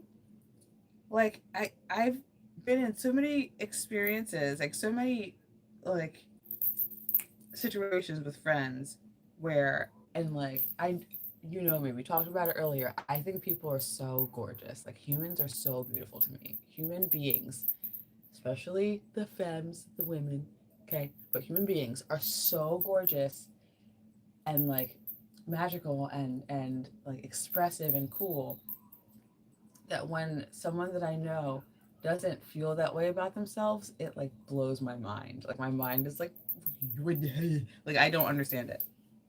It makes me go like, literally what? Like I don't get it. So I forget what the point of that was. What was it? What was I talking about? I was talking about authenticity living. Yeah. So that's what. So like, imagine your gorgeous best friend who is so beautiful and so kind and so sweet and so dope and so awesome. You think your best friend's the coolest person in the world. Imagine them being like, oh man, I really like this person, but I'm afraid to ask them out because what if they think I'm ugly or what if they think I'm dumb? And you're like, what? You're the coolest person in the world. You're so sweet and nice. They're going to love you. Say that to yourself. Say that to yourself. Say that to yourself. Oh my gosh, what? I'm the coolest person. Yeah, I'm the coolest person. I'm so nice. I work really hard and I'm silly and I'm funny and I wear cool clothes and I I love painting and like I built this really cool boat. I don't know, whatever you do, whatever you love. Tell yourself like, "Oh my gosh, that's dope. You are great. I'm dope. I do deserve everything." you know? Seriously. Like and even if you still don't feel that way, even if you're still like, ugh, I don't know why though. But what about the thing I've done wrong? What thing you've done wrong? Like number one. I can't imagine what the average person has done wrong where they think that they don't deserve love, respect, joy, happiness, to meet their goals, to have yummy food. Like, no, you do deserve it, right? You were born, you were a baby, and your parent looked at that little baby and said, I'm going to give this little baby everything in the world because I love them so much and they deserve it.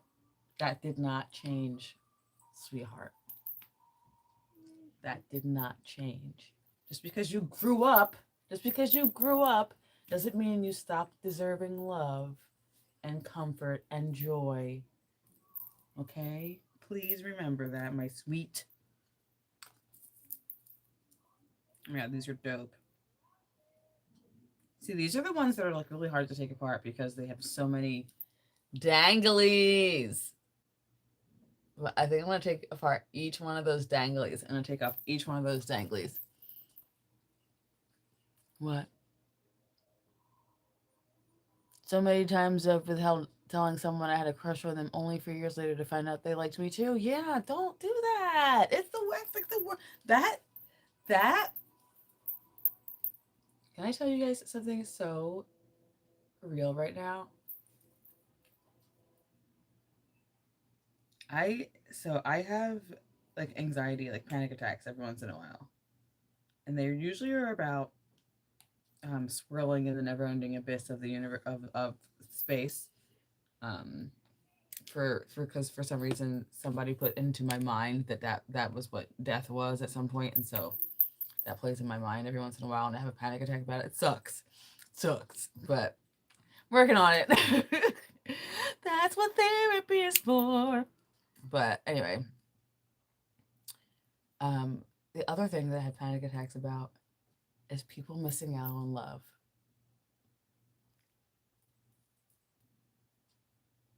Like why? Why? Why? Why? I get a physical feeling in my body when I think that someone would would miss out on a chance to love somebody else and to experience that love and to change someone's life through love and to have their life changed through love.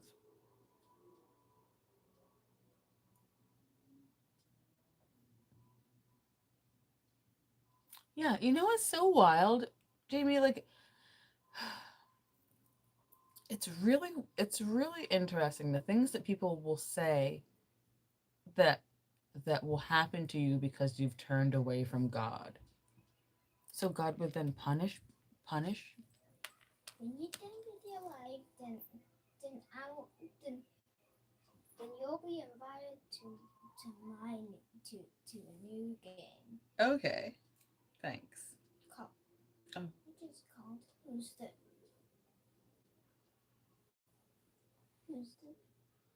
called Hmm.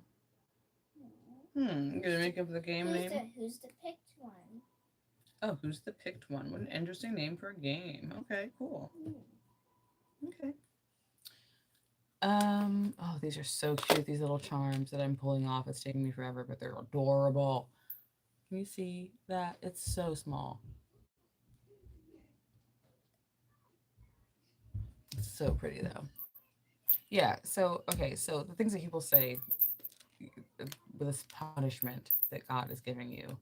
All right, and I don't know how this turned into what we're crafting, but now we're talking about religion and God, but whatever.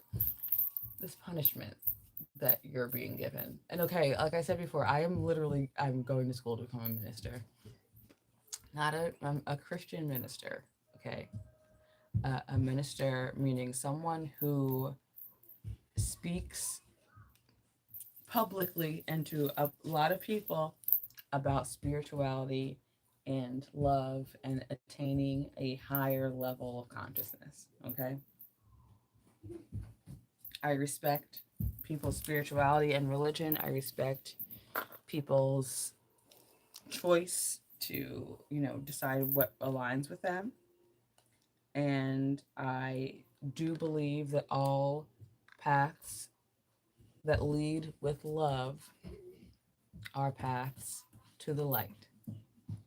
Okay?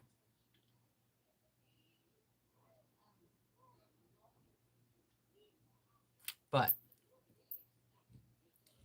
people use religion in terrible, terrible ways that is completely incorrect.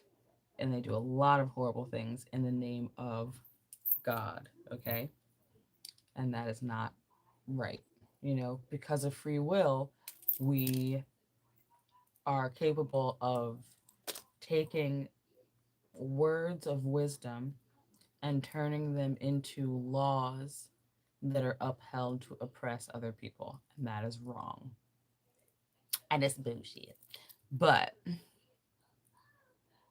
what I do believe is that, yes, love is the greatest strength and the greatest uniter and the greatest creator of all. And that in all truth, it is the thing that we are all seeking the most. Love, acceptance,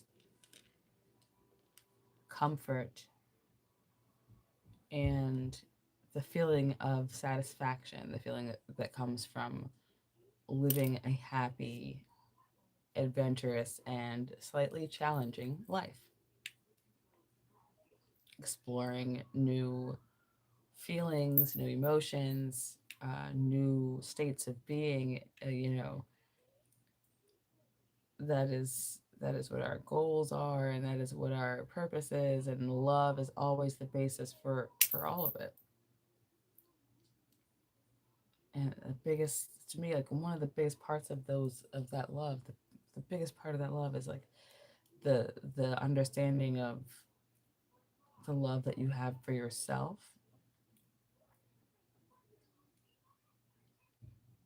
and knowing that the love that you have for yourself will be one of your greatest powers, and it will be the thing that helps you to conquer anything that anyone has put on you, anything. And it sounds so like, What about you? What about me? What? Who's the big one? Wait, honey. What? It's a choosing game. It's a truthing game. It's a game that makes you tell the truth. You get to pick the person which has the trait I say. Oh, okay. And it should. Is it someone I know? It's gonna be someone I know. get it correct, then you get a point. Mm-hmm. Then if you get it wrong, you don't And then I don't get a point. You don't lose a point. Okay. Nothing happens. Nothing happens. Okay. I like that. When you lose points when you're playing games, it's such a bummer. It makes you so sad. Yeah. What are you saying? I really make people. Not all ideas. Yeah, yeah. So it's interesting. It's interesting. Respect. Like, hi, my son. Do you have something else to say? I just want. Oh, can. Okay, so who's the big one? Is it choosing game? Is it choosing game? If you get it, which is a choosing game, you have to pick the person that has a trait I say. Okay. In the house, like someone that I know. If you get. Hold on. I'm asking a question. Someone that I know. Yeah. Okay.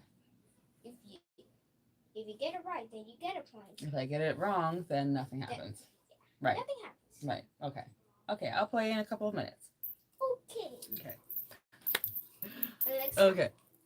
set a timer for 2 minutes. No, not 2 minutes. No, not 2 minutes. Okay. Okay. Listen, I'm going to finish my live, and I'm working on stuff. I know it's Saturday, so you want to do stuff, and it's the evening now, so you want to hang out.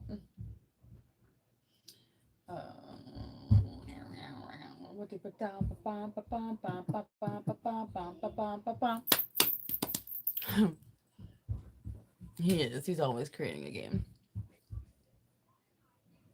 He's always creating a game. I definitely like. I respect people's rights to have different ideas.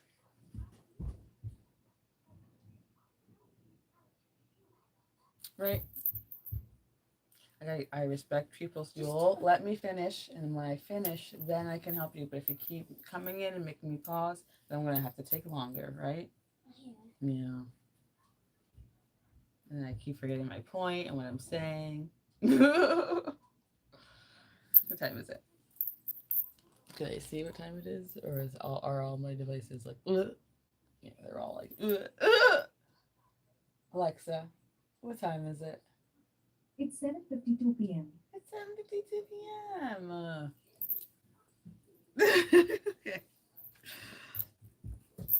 Okay. Okay.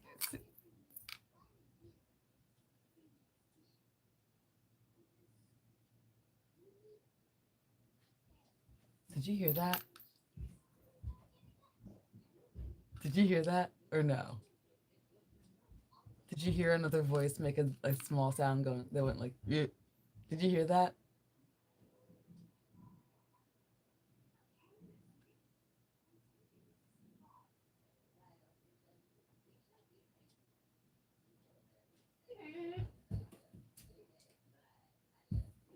Okay, okay. I wanted to see if that was like if that was not.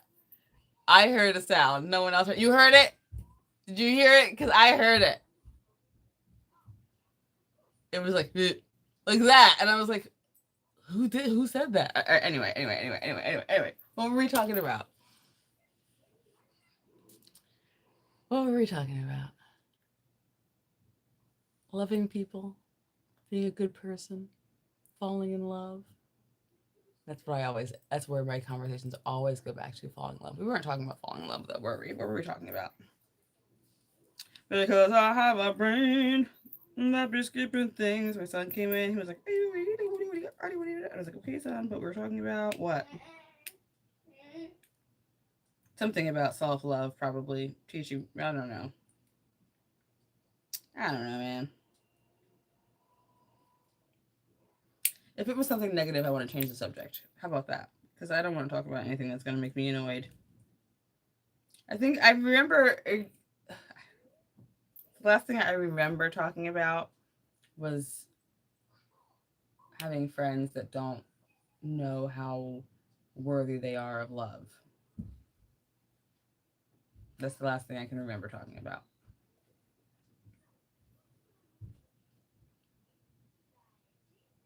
Mm-hmm. Oh man. Let's look at the comments. Maybe that'll help me. La la la la. I didn't tell her that I'm a witch. Yeah.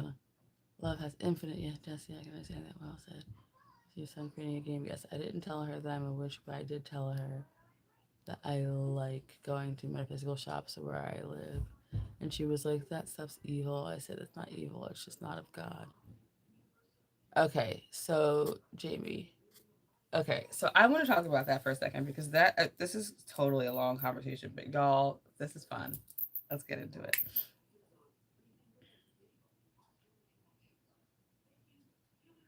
We're about to get real right now. So, who do you believe God is? Everyone, please tell me, please. Let's talk about it. Who do you believe God is? Because saying that something is not of God is like saying that my finger is not a part of my body. You know what I mean? Like, it can move on its own, yeah, but it's still a part of my body, right? It's still a part of me. Just because it can move by itself doesn't mean it's not a part of me. If you do believe in God the way that people generally do believe in God, then there is absolutely nothing, absolutely nothing that doesn't come from God, right? If you believe in God the way that God is, then nothing, there isn't anything that doesn't come from God.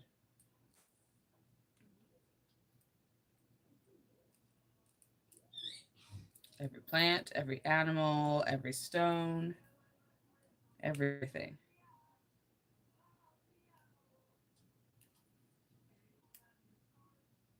And all of the things that we have here on this planet are here for reasons. Otherwise, they wouldn't be here. Otherwise, they would not be compatible with this planet. Things that cannot survive here don't survive here.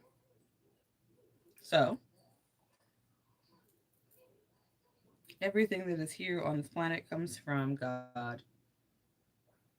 God being the creator of everything, right?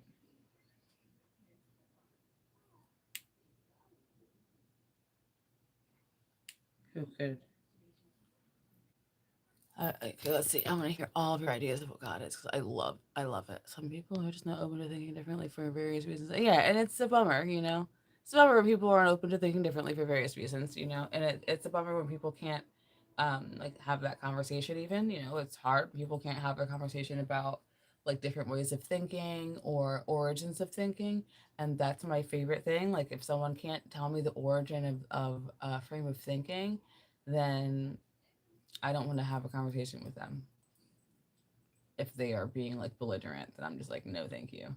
If they're like, well, this is this because of this, and I'm like, why? Where did that thought process or where did that idea originate? And they can't tell me. They're like, well, somebody's. It was in the. And I'm like, okay, well, where did that come from? Where did that idea come from? And if someone doesn't know, I just then it's like, okay, well then let's look it up together. Look it up together. We can look it up together and see the origin of it, and then you can tell me if it's true. Still, if you still feel so, like strong in your conviction after we looked it up together, and you see the real truth and the origin of it, you still feel so strongly in your conviction. Then really, we just can't have a conversation anymore. Goodbye. It's a bummer. It makes things hard. And I've definitely been in situations where I've just like let peace be my guide because not everyone needs to know about your spiritual beliefs, you know? Like, when does that come up? Unless you're dating someone. You know, unless, and there you go. If someone's like, oh, I really like going to like this really cool, it's like a really cool crystal shop, and they're like, oh, that's evil. And you're like, what's evil? Oh, you know, all that metaphysical stuff. What metaphysical stuff? You know what I'm talking about. Wait, no, like tell me what are you talking about? You know, crystals and stuff. Wait, you think crystals are evil? Like rocks. When the, and then carry on with the conversation from there. You know, because like you can give me any scenario. You can give me any scenario, and I will be like, okay, I'll tell you why that's not evil. Okay, like literally, because it's like it's so bizarre. Like the things that people will like believe. I like rocks. You think crystals are evil? You think how could they be evil, dog? How could they be evil? Now, you know, you guys, I like I said before, I say this all the time. Like, I'm not a Christian, okay? But if you believe in God the way that Christians do, like I said, rocks, crystals, they come. He made them, right? And that's what y'all believe, right? That God is a male. He's a man. So he, big H, right? That's what y'all do as well. He made them. Okay? Any evil assigned to them is only assigned to them by humans. Okay? And just because a human says something doesn't mean it's real. Dun, da, da, da. And please, the thing that also like just hurts me about those kinds of things, like people thinking that like crystals are evil, is that it makes you sound so silly. Like you're a whole adult, okay? So before you say it out loud that crystals are evil to someone else, like to a person, say it out loud to yourself. Look in the mirror and say it. And then like think about it. And go, oh my god. Especially people with labubus, people with the evil labubus. I'm like, oh my god, look in the mirror and look at yourself in the mirror and say that. Look at yourself in the mirror and say a labubu is evil, please. I don't want to hear it. I don't want to hear it. It's absolutely absurd. Absolutely absurd. Absolutely absurd. And then not only that, friends, not only are you saying crystal, not only are you saying like a rock is evil, that it has evil in it somehow, are you saying that the rock itself has a spirit in it and that the spirit of the rock is evil? Is that what you're saying? So you're saying you believe in fairies? Is that what you're saying? You know what I mean?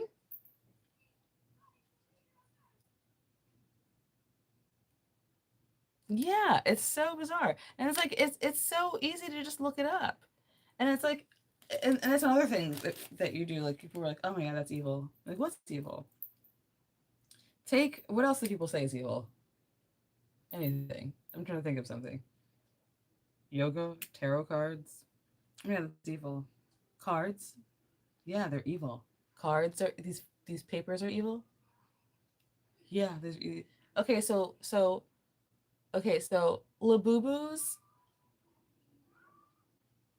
this sweet little artist who was adorable, created a character, a little chaos rabbit that he thought was really cute and just wanted it to have like a fun weird world. Wanted to create this fun weird world, and he thought it was fun.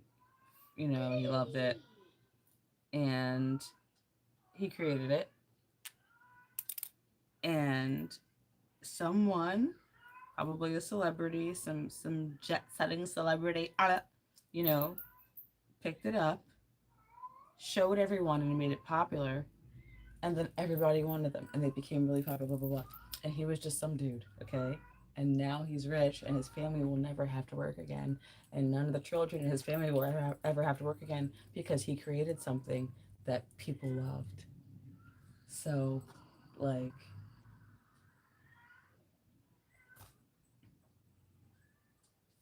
good for him. Bless him, because my goodness, if that happened to me, I would be over the moon. I would be over the moon. I'm going to change my language. I will be over the moon when that happens to me, because I will be able to ensure that my family and everyone that I know is financially stable for the rest of their life. And if that is evil, think about it a little bit. Like, really. You know what I mean? Like, people just be getting me with that. People just be getting me with that. People be getting me with that. Now, what does suck is all the people making fake Labubu's and then making tons of money off of that. That sucks, you know? And I'm not going to say it's evil either, because it's not. Because people are trying to, again, make money to survive, and they have an idea of, um, what works, and they're making it work. I'm not saying it's right, because I don't like it, but it's not evil, you know?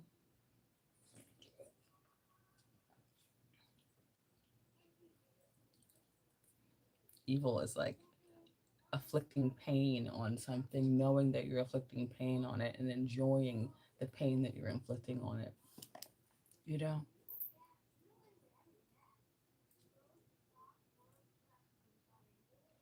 But it's so interesting that people will attribute evil to things, and to like crystals and stuff, just because they don't want to have to do the thinking that comes with finding out what it really is, you know? Which is embarrassing, and they know, people know it's embarrassing, so they don't want to do it.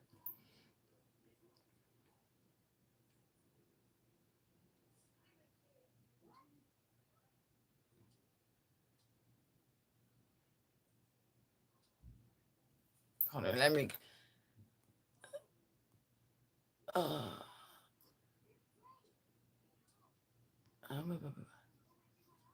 I don't have a problem with anime. I'll have to look that up. Oh, yeah. I love it. I love Hanok-Man. His mom said Hello Kitty had demonic imagery, and I'm like, where are the pictures in the Bible? Yeah, Hello Kitty has demonic imagery, dog. Like,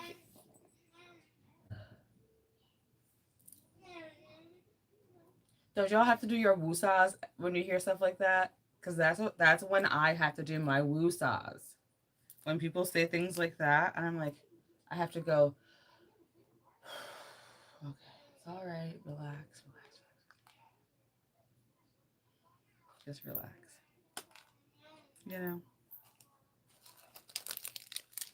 because my immediate reaction, which is not a loving reaction, it's not a loving reaction, but my immediate reaction is like, do you read books? Like, are you smart or no? You know what? That's my first reaction. And that's rude. You know what I'm saying? This is why I'm still learning. I'm still in school. This is why I'm still working on my love parts, because I'm not all the way there. Okay. Sometimes I still react a little bit Geminisically.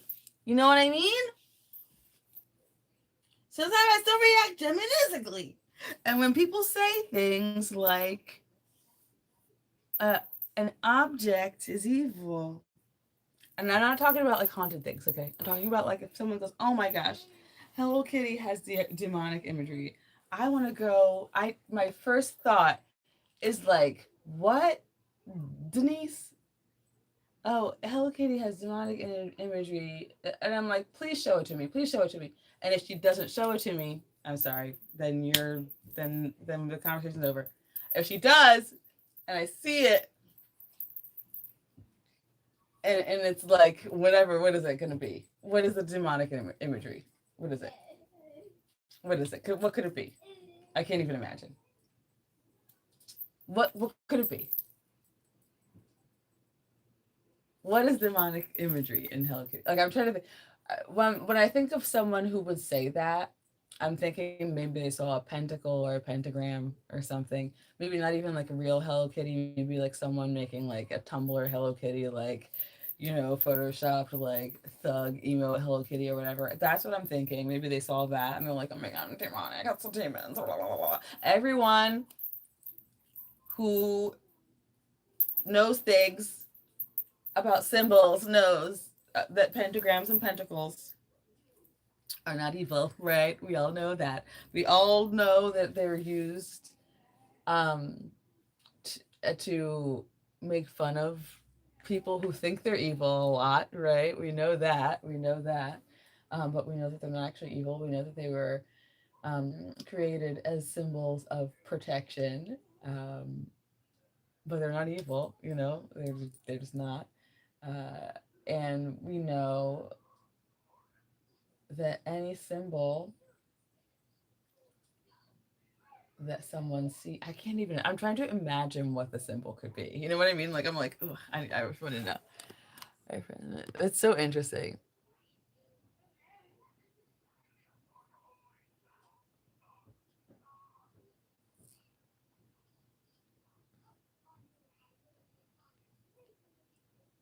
Yeah, seriously. Oh my god, Hello Kitty's in the Bible? I would love that. Yeah, I know. Honey sweet, I love that. I love when people are like really, really gentle with people and they're like, let me just tell you this in a really nice, sweet way. Like, and I do, like, sometimes I want to hold people's hand and I want to be like, look,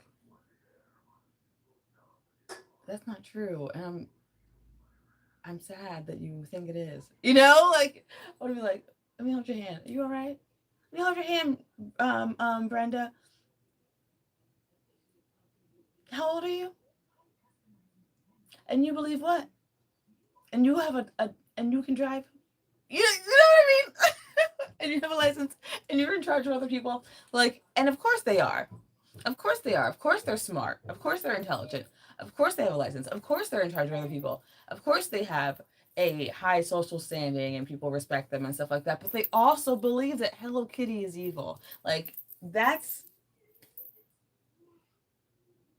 ain't that some shit? Wild. Wild.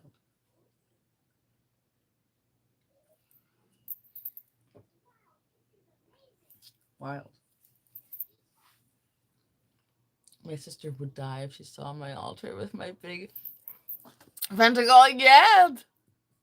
I know. I know. And it's so funny because it's like, just like you're saying, who are you? Rochelle, yes.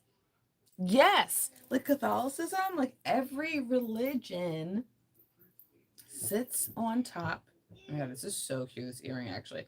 Sits on top of an indigenous spirituality that is the basis of the way that humans commune with the earth. And they were like, the bad guys, we're just gonna call them the bad guys. The bad guys came in and they were like, wow, we see that all of these people already have these systems of thinking and they adhere to those systems of thinking pretty well.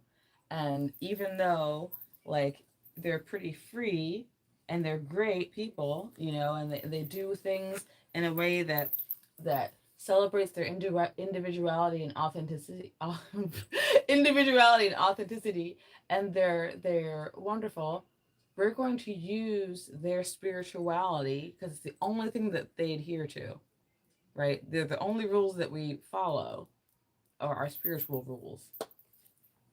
And our spiritual rules originally were the rules of nature, how the seasons change and how we can grow food, how birds, animals migrate, how the seasons, like I said, the seasons pass and blah blah blah. That was our religion, Earth-based magic was the original spirituality for all indigenous people around the entire globe. And then people who wanted to be in power or in charge of other people, people who recognized that they could be in power or control other people, saw that everyone adhered to their spirituality. And so they used that spirituality to put them into a locked in religion by making a religion out of their spirituality and then making the rules or the like the parameters of that spirituality, making them laws instead instead of, you know, things to live by, and then adding laws that had nothing to do with indigenous spirituality or earth-based magic or earth-based spirituality. How did we get on that? How did we get on that? Yeah. Have I made a jewelry?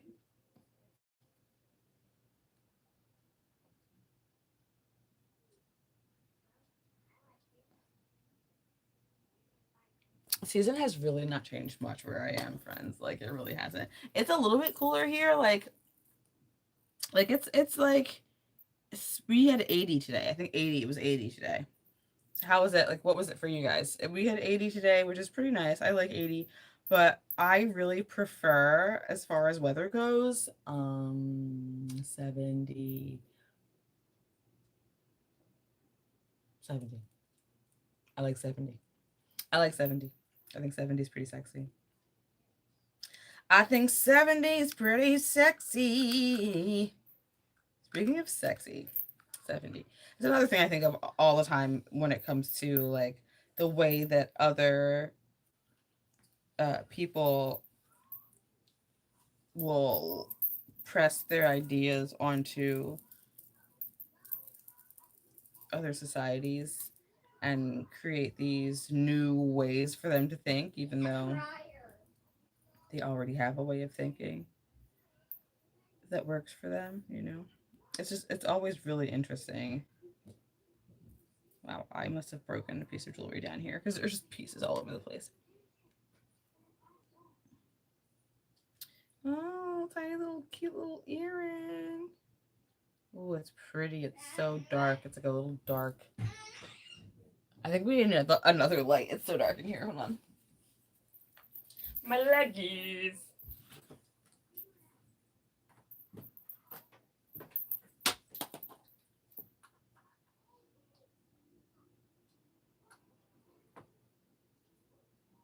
Leggies and eggies and eggies and leggies.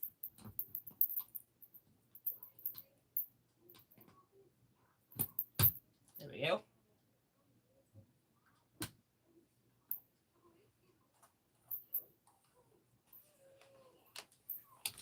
Love that I turned it on, then turned it immediately back off.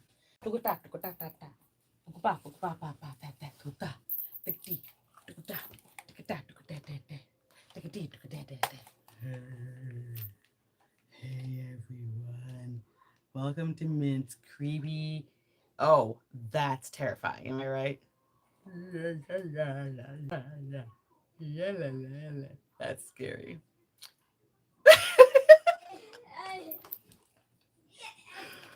Guys, who doesn't why don't I have a girlfriend? Am I not the most hilarious person? Who wouldn't why don't I have a girlfriend? Who doesn't want, why doesn't anyone want to date me? I'm so funny and cool and hilarious. Okay, is this where it can go? Oh, my eyes are like, I can't see now. Okay, I have these on, but I'm no longer watching Goosebumps. I'm no longer watching Goosebumps. It's over. I forget what I was talking about now. You guys know I forget what I'm talking about every 25 minutes, but I'm reading what you guys are talking about. I know we were talking about religion and how it squashed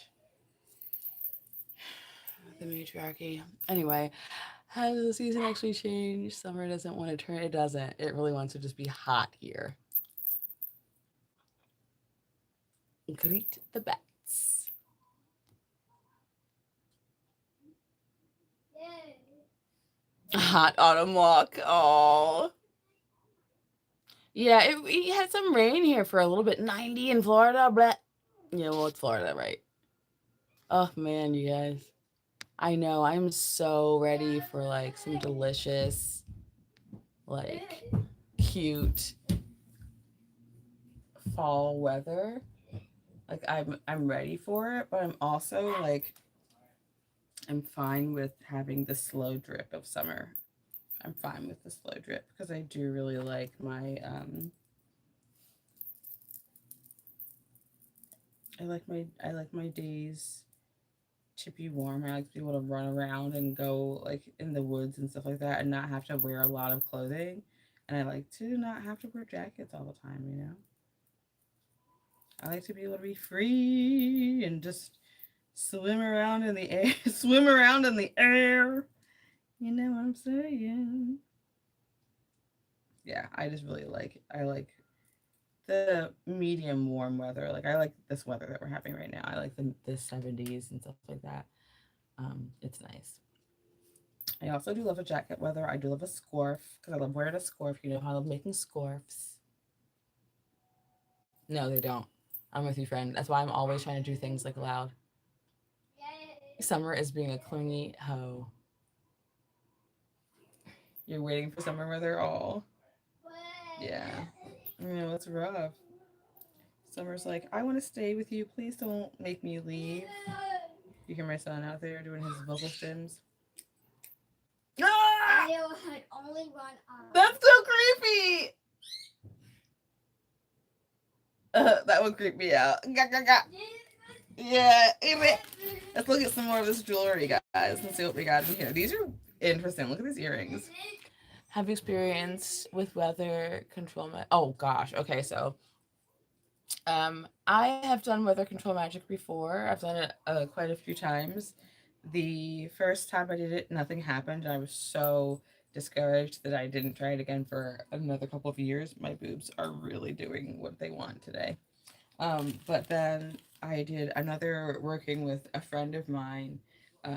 The two of us did it together and it immediately worked. And we were like over the moon and I felt so incredibly powerful. And we did it a second time together and it worked again. And it felt so amazing and so like, I don't know, it was very powerful.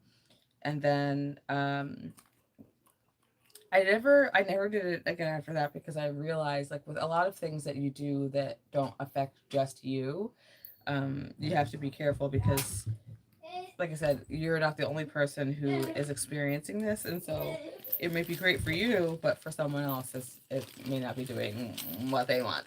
So I just stopped doing it after that because I really never need it. You know, there are so many things that you recognize that you don't actually need to do a working for, you know, because what's happening is already what's supposed to be happening. These beads are weird because they're plastic, and I don't know how I feel about them. This is obviously handmade. But it's a little odd. I don't think it's cute, so I'm probably going to take it apart. Take it apart. Oh, this is one of those, like, bracelets where the elastic is just super coming apart, and I... So terrible. 75. Okay, psychic premonition question. Let's go.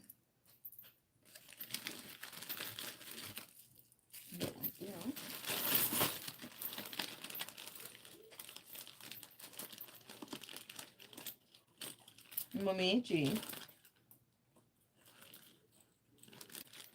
Queen Mamichi.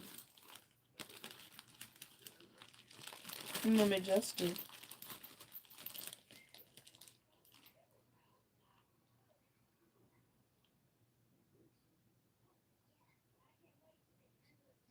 Hold on. Let me just make sure. Stop looking at my boobs.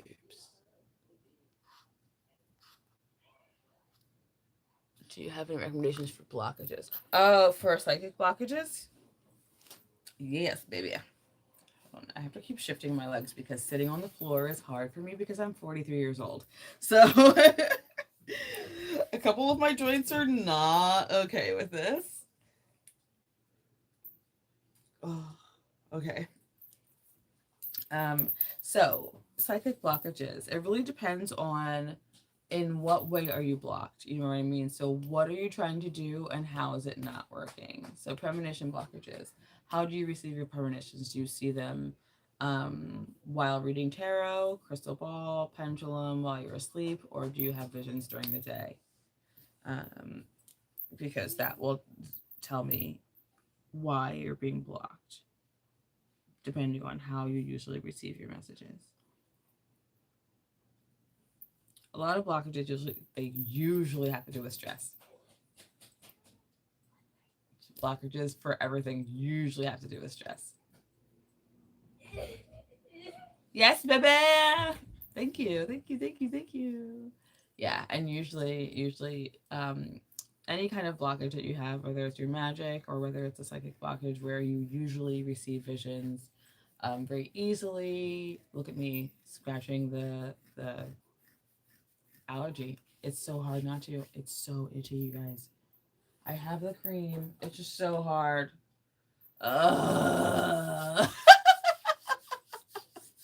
Okay. The blockage usually happens because you're stressed. So it's usually because your mind is filled with the mundane or the human side of life, this plane. And it's stuck so much in this plane that it's having a hard time getting into the other one, or it's having a hard time receiving messages clearly from the other one. You're probably receiving the messages, they're probably coming in a different way, because usually when you can't receive the way that you're used to, it's perceived as a blockage, when really it's just that your normal mode of communication isn't working right now. You know what I mean? So you may have to try a different way to receive the messages or the visions or whatever you're receiving. Um, and and you have to, I'm trying to find the right word. My brain is saying administer, which is like, I'm not a doctor, okay? What you have to do is, I won the game. yeah, what you have to do is sort of change the way that you relax yourself, change the way that you recharge your mind after premonitions. So what do you do to recover after you receive messages or images or visions, if you're not recovering after receiving visions, if you're not like taking care of your body and your mind and your spirit after doing psychic connection or doing psychic work, then it's going to get burnt out and it's going to stop working the way that you're using it. Did you see that movie? Freaking, what movie is that? I talk about it all the time because I love this movie. It's a newer movie starring Demi The Substance. Okay, if you watch The Substance, ew. I don't want to talk about it because it's nasty. But you know that part that's nasty when she put the thing in her back and she's sucking out the juice and it's all nasty? You know what I'm talking about? That's what it's like when you're using the same avenue for psychic work over and over again without giving it rest, relaxation, or recovery. It turns into it gets bruised. And it needs to be soothed. I'm so sorry that I put that visual into your mind if you have seen The Substance and you know what I'm talking about. That was so nasty. Mm.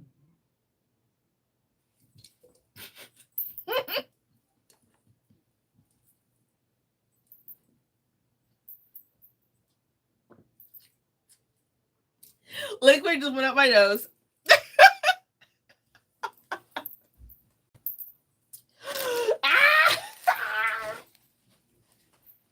Liquid just went up my nose.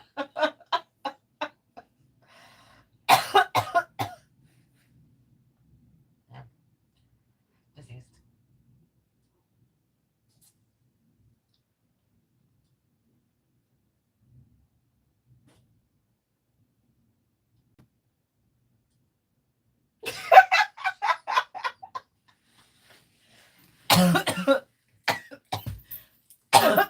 drama. So much liquid just went right up my nose, you guys. Live. How do my eyeballs look? Juicy. So much coffee just went up my nose. That was very funny. Oh, okay. Oh, yuck. Coffee nostrils. Thank you. Oh, that was so funny to me that I had to lay there for at least 30 seconds and just laugh at myself. Oh my gosh. That was very funny. There's always like a secret amount of liquid in the can.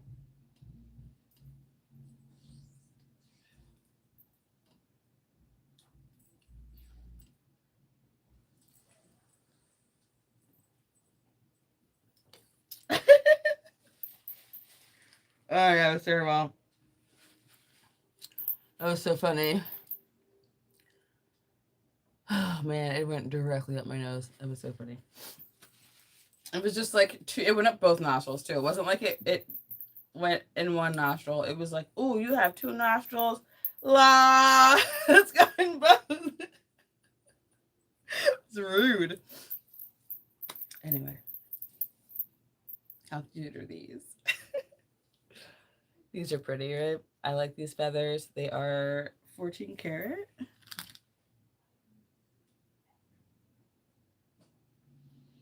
Yep. So we're going to take the little feathers off because they're really pretty and they're delicate. And I want them to be on a cooler earring. Honestly, this is a beautiful earring. I'm not saying it's a hideous earring. I'm just saying it's a boring earring and we want a cooler earring. Because I like a bold earring. What subject should we talk about now? Yeah, I know I'm getting like so silly. But I also really need to do stuff. Oh my gosh, The Substance is so good, you guys. I love that movie. I really, really like it. I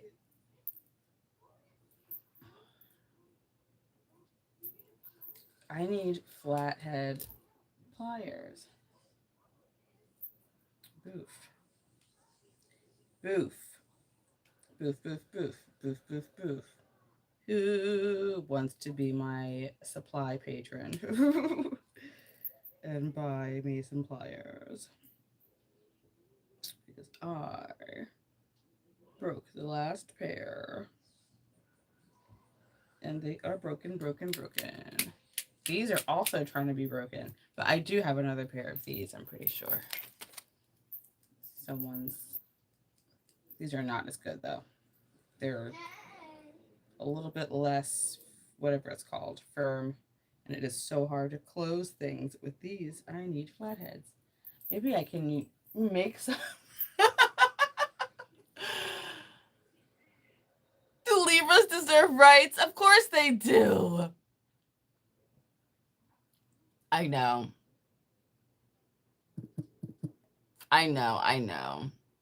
That's the thing with Libras, though. Like, they want everyone else to have a really good time at their birthday. You know what I mean?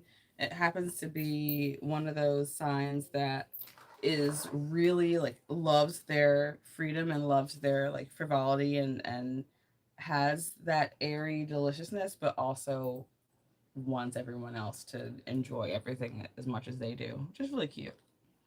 I love a Libra. I haven't really had many Libras in my life. So I don't have a lot of experience with them firsthand, but what experience I do have is pretty nice. They're chill. They're like the chillest of the air signs, I feel like, Libras. I most definitely love my signs that I get along with the best are other Geminis and Sages. Sages are just it, and I always fall in love with Virgos. What's wrong? What's wrong with the frog? Which frog? Oh my god, Jeremy!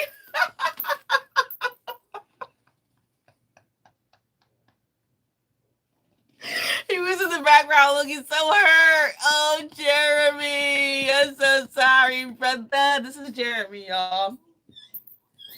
This is Jeremy. We're in love.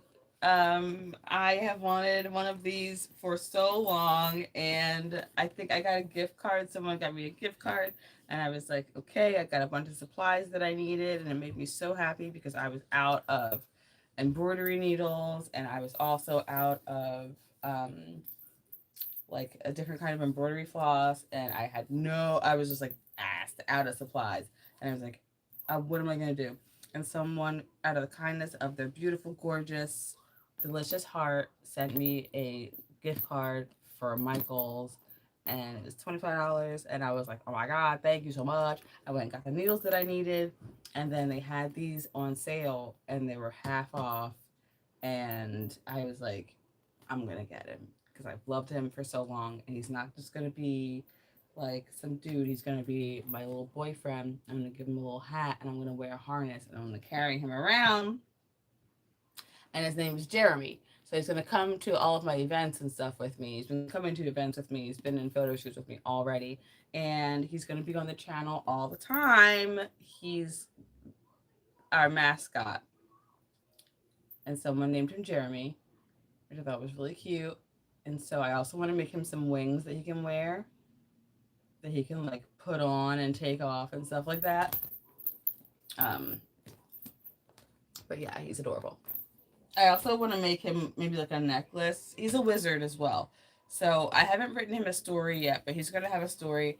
At Terra Luna, he's gonna have a boyfriend, and his boyfriend's name is Brian, and they haven't met yet. And you know what? I shouldn't even say that it's his boyfriend yet because they haven't met. They may not even vibe, but they're gonna meet. Maybe they'll be cool. And yeah, he's gonna have a harness so that he can come with me to events and stuff like that. And he's adorable. Thank you for telling me that he was jacked up in the background because that's not his life. That's not what his life should ever be. So thank you. These are cool. I'm gonna take these apart.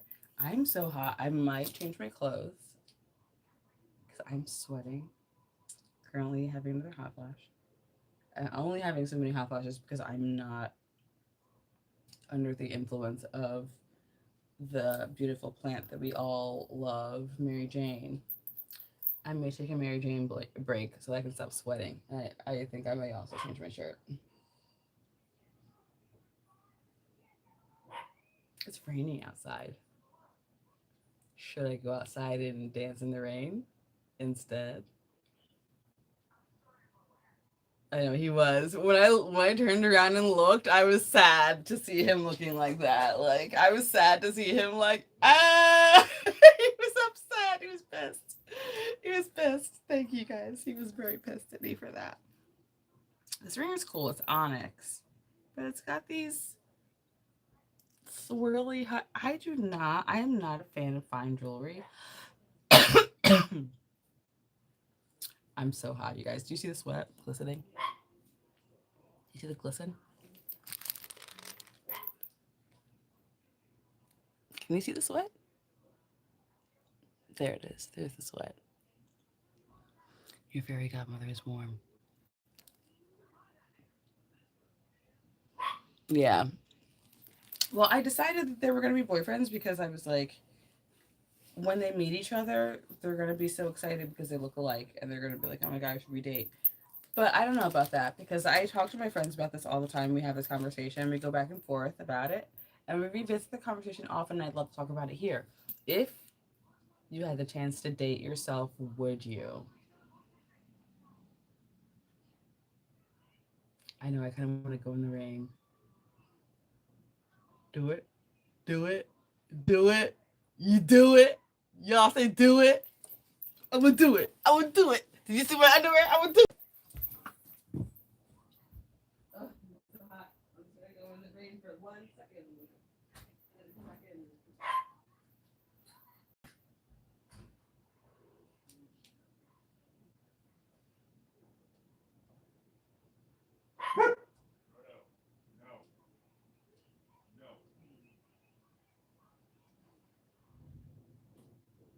It's very nice outside.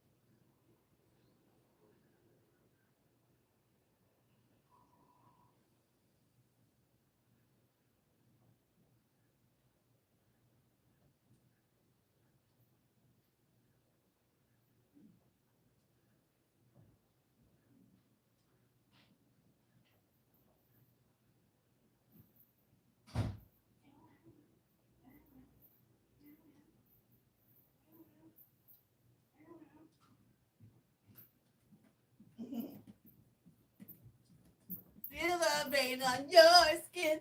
No one else can feel it for you. Only you can let it in. I felt the rain on my skin. It was amazing. He is. Did you ever see babysitting, you guys? Did he tell you guys what was up?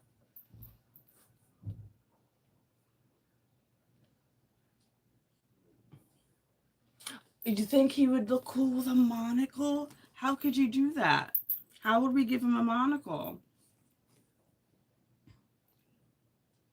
It would have to be like elastic or something, right?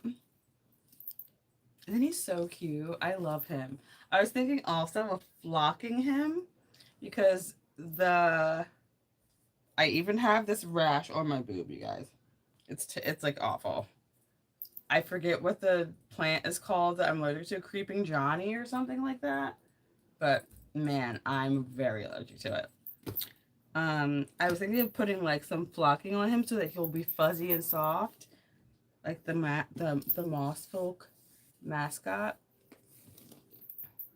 What spells does he cast for you? He's really, really good at focus magic. That's one of his favorite types of magic in general, is focus magic. So if he's been trying to help you guys to hone in on those goals, he's really good at that. Look at his little booty. He wanted you guys to see it. He told me. He's like, oh, show them my butt. Bat wings. You know what? I really want to give him like a bunch of different types of wings. Thor suggested that we put magnets in his back so that we can do magnetic wings. My brain just went yes. Magnets in his back so we can do magnetic wings, and then we can do, because we can print like tons of different types of wings, and we can totally do bat wings. I think that'd be dope as heck. I think he would look really cool with bat wings. And I also want to give him like a little hat, maybe like a fun beard, you know, costumes for Halloween. Like, what should Jeremy be for Halloween, you think? Oh my god, he looks so cute like that right there.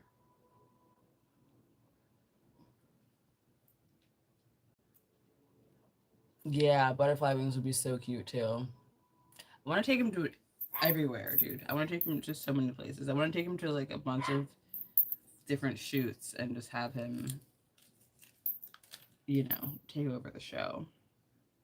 He's very, very cute.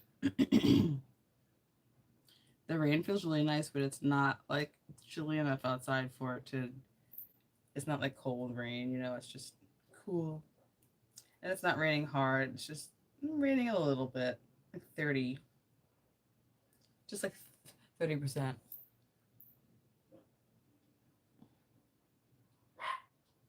It is Jeremy's channel. Oh my gosh, I thought about that too, like giving him long ass lashes.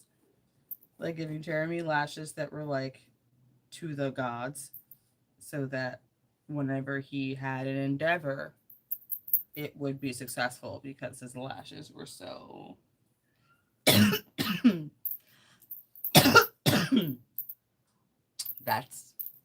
that's the compliment. Oh my god, did you see that girl? Her lashes were so coughing. The rain dance was delicious. It feels really nice outside. Like it's warm, so it's not as refreshing as I wanted it to be, but it still feels nice. And it's, like I said, it wasn't raining as hard as I thought it was. I thought it was raining a little bit harder. But it's still beautiful. It's still lovely. And I love a warm rain. It's definitely my favorite thing. I am so annoyed by the fact that I don't have flat thingies. It's making it so hard to close these thingies. Ay. Okay, whatever. We will make do, and we will just have to find some sort of clamping device somewhere else. I love big earrings, so I'm going to go ahead and make these kind of long. You know, I might even... I just love making earrings, like, huge and weird. You know? I feel like I'm at this point where I'm like, the more eclectic, the better. The weirder, the better. The more, and not like weird on purpose. Like, I definitely don't like weird on purpose. Weird to be shocking or weird to be just like weird. So that people are like, oh, that's weird. Really, that doesn't do anything for me. For me, there are certain things that I know that people consider weird that I really love, that I like to see a lot of, which aren't really weird at all. Not, and I mean weird by they're not undesirable. People just often find those motifs undesirable, like eyeballs. I love eyeballs on things. Eyeballs on things has been my favorite motif for ages. I just think it's great. I love eyes. And as an autistic, oh, it's so hard to close it without the flatheads. As an autistic person, eyeballs have always been like something that they're kind of like candy that I only get to have every once in a while, but it's so good because I love being able to look someone in the eyes and just feel them and be with them. Oh God, and just like see them. But you can't do that with people. You know what I mean? You can't look at people and just be staring at them. You have to talk to them and stuff and like da da da da. So it doesn't work. It doesn't work. But man, I love eyeballs. So I love putting eyeballs on everything. I just think they're so beautiful. And yet, eyes are everything to me. Like when I see someone and I meet them and like that's what gets me when my heart does a bump. It's usually because someone's eyeballs are like, those eyeballs they get you. Oh man. Oh no. Now I'm thinking about my ex. Help me. Help me. Help me, Jeremy. Help me. Help me. Help me. Help me. Help me. Anyway, next subject. Huh? Here. Let me know if you're done with your life. Okay. Okay, guys, we're gonna take it. Yeah. See, and okay. So here's the thing with looking people in the eyes. I am gonna take a pause from the live, but I am gonna come back. We're gonna take a pause and hang out with you all for a little bit, put him to bed, and then come back because I do have a ton of jewelry to make. But when it comes to looking people in the eyes, like I said, it's hard. It's difficult for me to look people in the eyes and then also pay attention to what they're saying. Like it's not gonna happen. Um, I like eye contact a lot, probably more than people enjoy. And I also, if you're on the spectrum, okay, don't answer yet. I'm not going to ask you yet. When we come back, I'm going to ask you because I want to know if you're on the spectrum. What is it if eye contact is something that you are uncomfortable with? Uncomfortable with? Why? Because I would love to know. Because for me, it's uncomfortable for me because if I'm looking into someone's eyes, I'm probably falling in love with them. Anyway, okay, guys, I will see you in probably an hour. I will be back for more jewelry making and chatting.